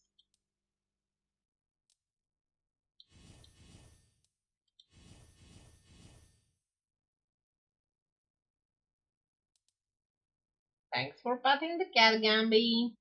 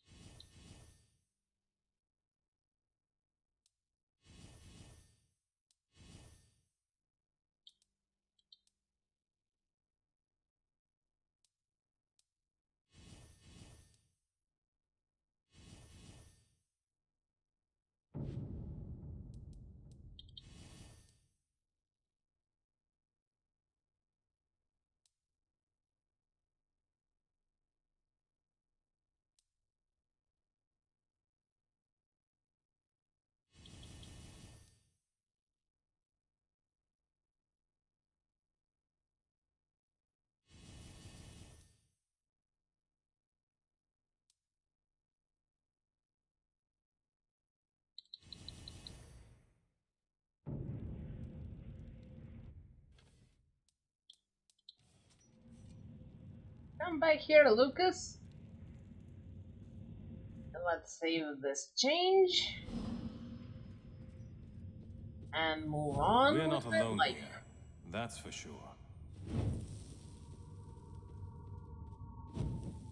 Well, we have to find that Legionnaire guy.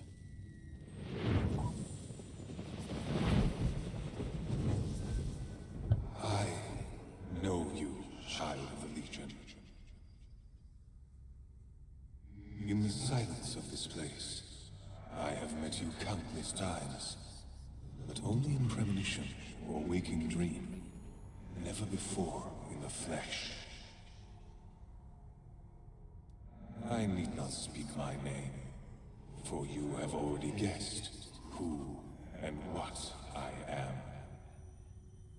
Dumarne was looking for a treasure in the vault, but no one knew what it was. I think that treasure was you. You look upon a statue wrought of gold, but I was not always as you see me. I was once a creature of flesh, the last of my kind in the world. You saw my bones in the cave, lying in a pool that was once my blood. That is all that remains of my mortal form.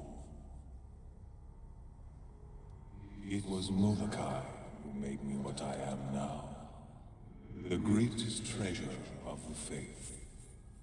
He preserved my life, if only to exploit my gift. Molokai kept you alive, but how? His people found me, broken and dying in the cave. Molokai knew that my race was sacred to Azunai. When he stumbled upon the last of my kind, he sensed the hand of his god at work.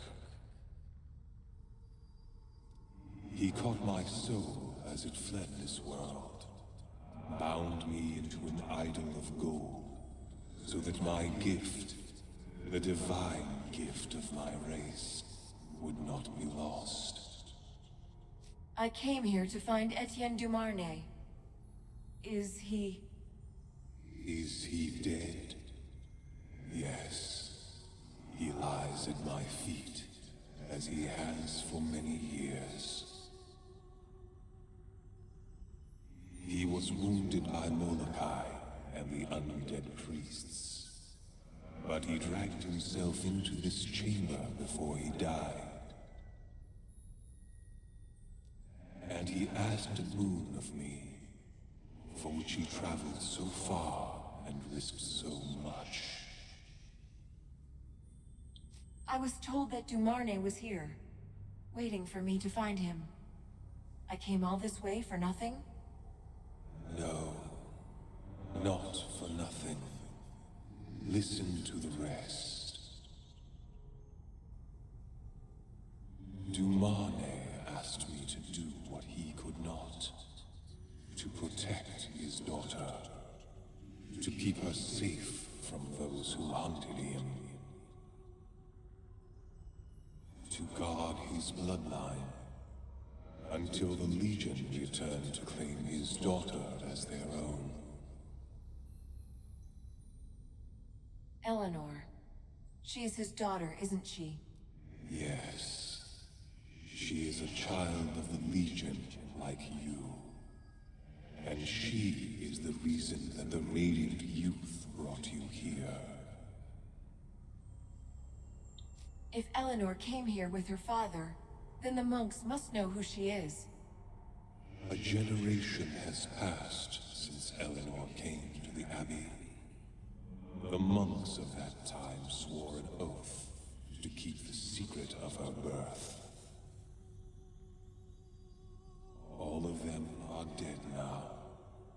Only Simeon remains, and he will never tell. He loves the girl too much. And Eleanor knows, but she fears what will happen to the Abbey if her secret is ever revealed. So she keeps silent, even to you. It turned out that Eleanor is Dumarnay's daughter and the Lamassu was protecting her all this time.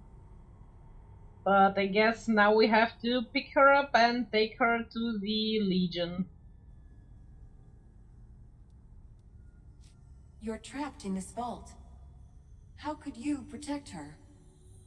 When I lived, this desert was my home. I soared upon the wind.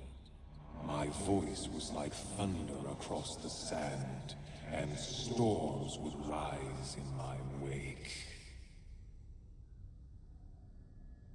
That power has not deserted me. Not yet.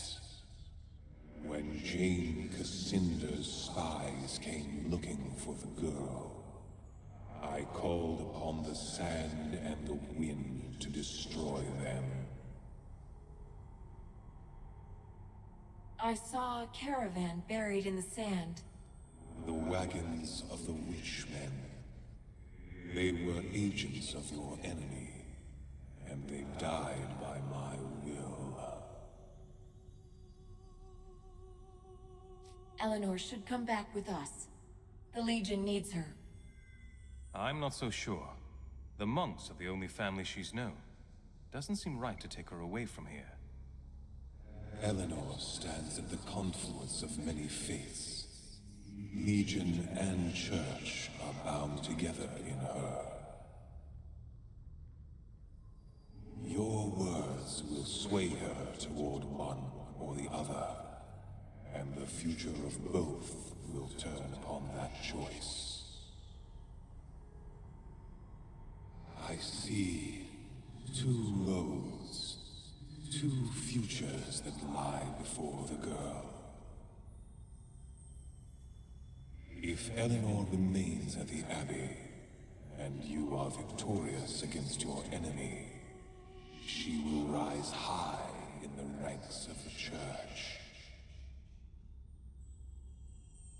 I see her sitting amongst the hierarchs of the Synod.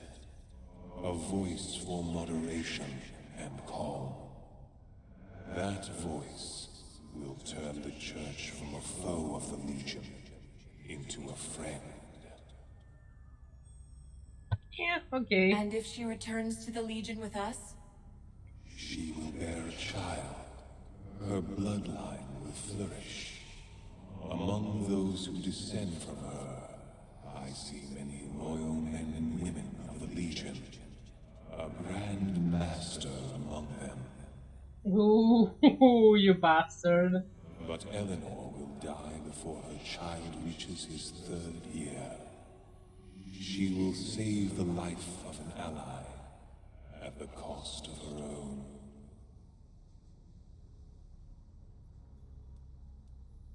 So if Eleanor joins the Legion, whose life is she going to save? The person's face is veiled in shadow. Perhaps because that future is not yet fully formed. But I know it will be another child of the Legion, like your companions and yourself. You see only 2 possible futures? Are you sure they can't be changed? In matters of prophecy, my sight has always been true. I foresaw your own arrival in this place, and you are here. I am sorry. I do not believe these paths can be altered once the choice has been made. I need to know when these things will happen. Can you tell me? After Jane Cassinda falls, if she falls, they are contingent upon your victory and the rebirth of the Legion. As to the hour or the day, that is uncertain. These things are part of another tale that has not yet begun.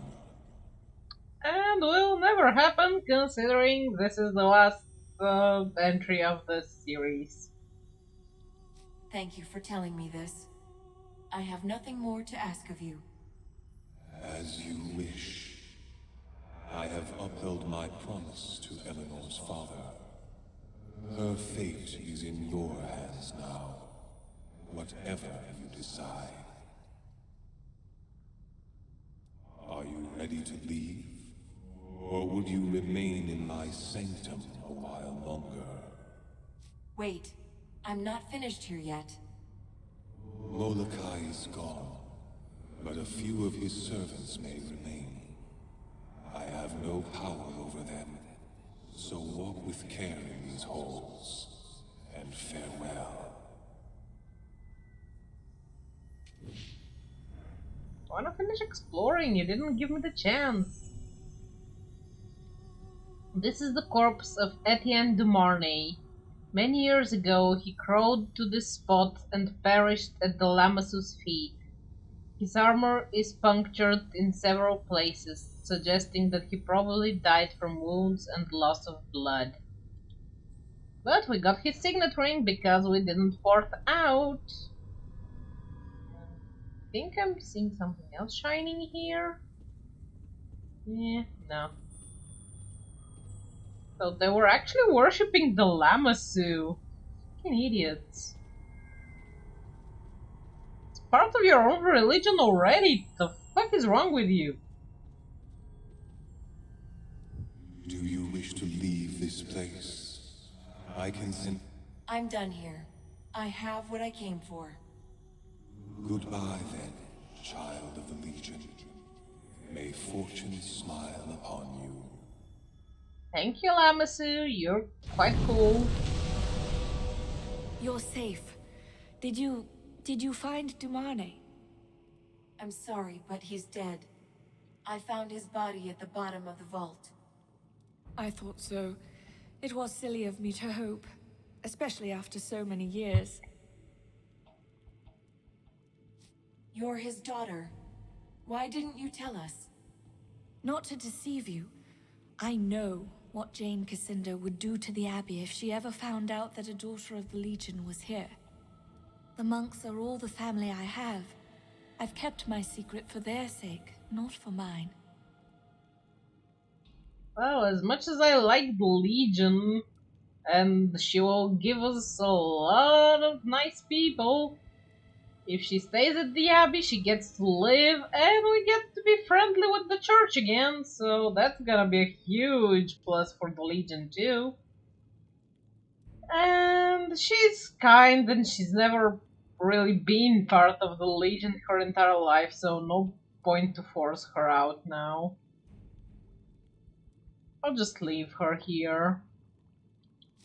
We need a friend in the church. You can do more good if you stay here. Put in a word for the Legion now and then. That's all we ask. I will speak on your behalf, to the monks and anyone else who will listen. I only ask one favor in return. Tell the people of Ebb that my father's line is dead. Even if Jane is defeated, keep the secret of my birth. I don't understand. If Jane is gone, so is the danger. I would change the very soul of the church if I could. There was a time when people mattered more to us than politics or coins. As long as I am Sister Eleanor, the priests and hierarchs might listen to my words, but if they know I have Legion blood, they'll have an excuse to shut me out. My name is only a small sacrifice if it buys me a voice to speak my mind. Thank you for all you've done, and for letting me stay. She's such a kind soul. We'll look forward to the day when Jane Cassinda falls, and we'll pray for your victory. Sucks that once I changed to the higher tier gear, despite the icons having the awesome devil look, I have the other look now.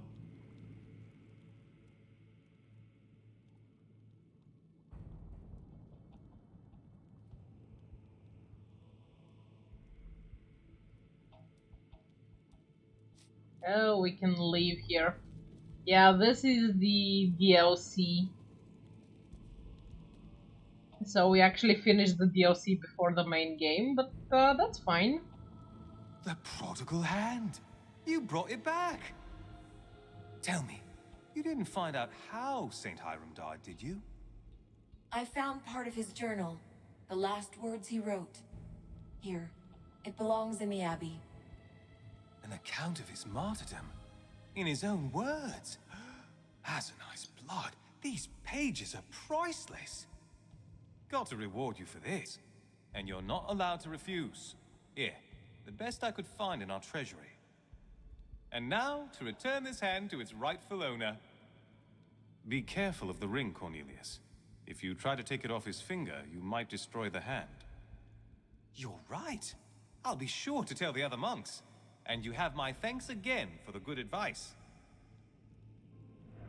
It's a huge ring on a small bone! What the fuck are you talking about? He had a really fat finger considering that fat belly. That ring is not stuck on that bone in any way, shape or form.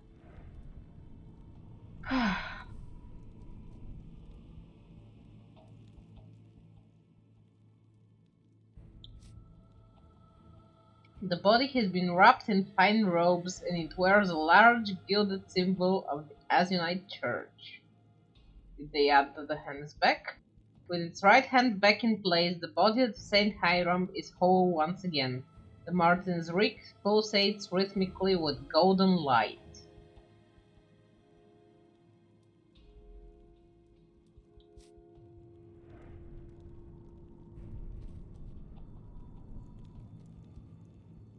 Yeah, I guess. Okay, let me just sell off everything. There's a store here.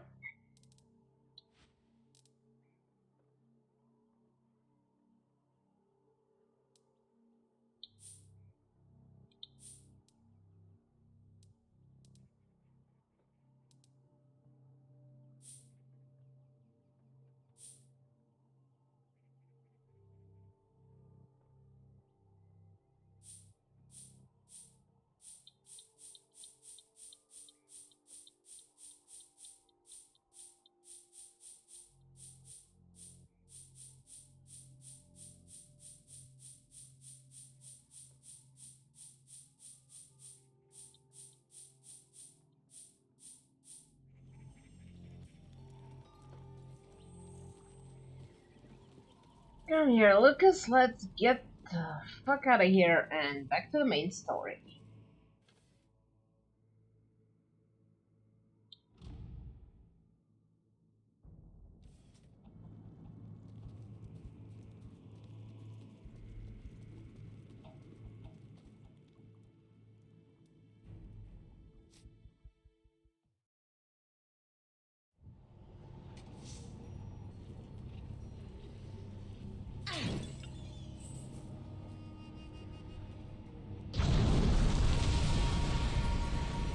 Well, considering in the side quest we hadn't killed Jane yet, it was made chronologically correct.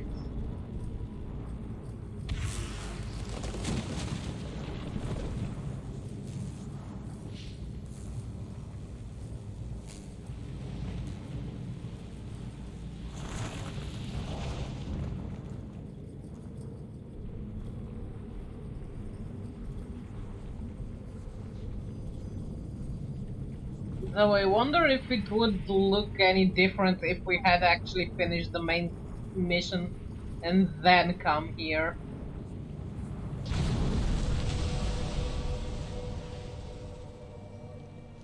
Still, I got this nifty skill to kill Jane with next time we're here, so...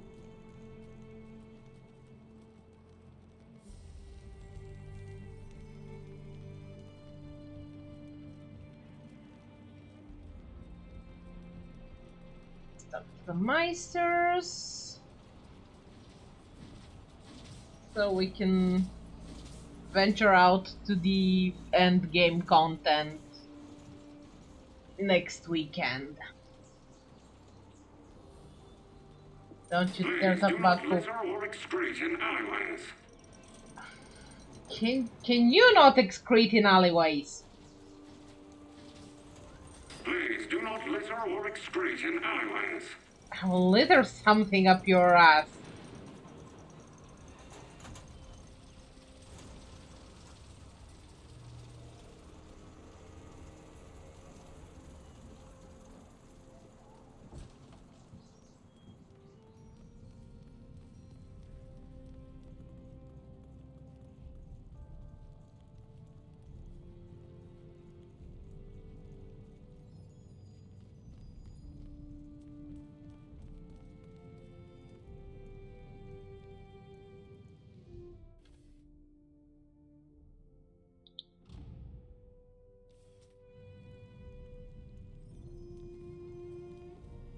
Good day to you, Legionnaire. Let me know when you've followed up on those legal matters. Wenzel and Frederick should stand trial for their crimes. Rudolph is dead. I spoke with his son of the same name, so that matter is closed. Finally, we can bring justice long overdue. I'll prepare the evidence and brief my barristers. Here is fair compensation for your time. Now, if you'll excuse me, a very rich lady just died and left her belongings to her cats, and I am pursuing a very complicated lawsuit against them. Oh my god. Well, that ends all the side quests that I wanted to finish, because I'm never gonna give the... Love! Let me finish! Време за ролеви игри с любимият ми демон. Харт. Meister Wolf informs the Council that our automaton army is in excellent condition. They shall be placed at the Legion's disposal, if you wish. Okay. Not yet. Let us know. Let's do that one first thing next weekend. Until then, can I grab a save? No, I can't open this for a save here.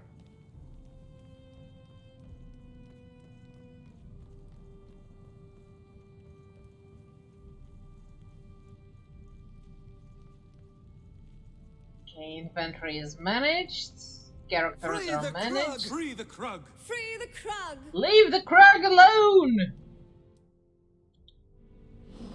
Okay, game saved. And we can raid out. Oh, we can? That's good.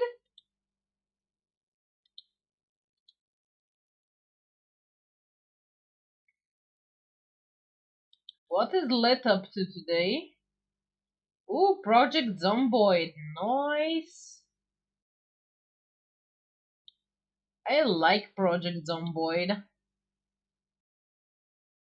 Let's see if we can manage to startle her. That will be fun. Krrr! Krrr!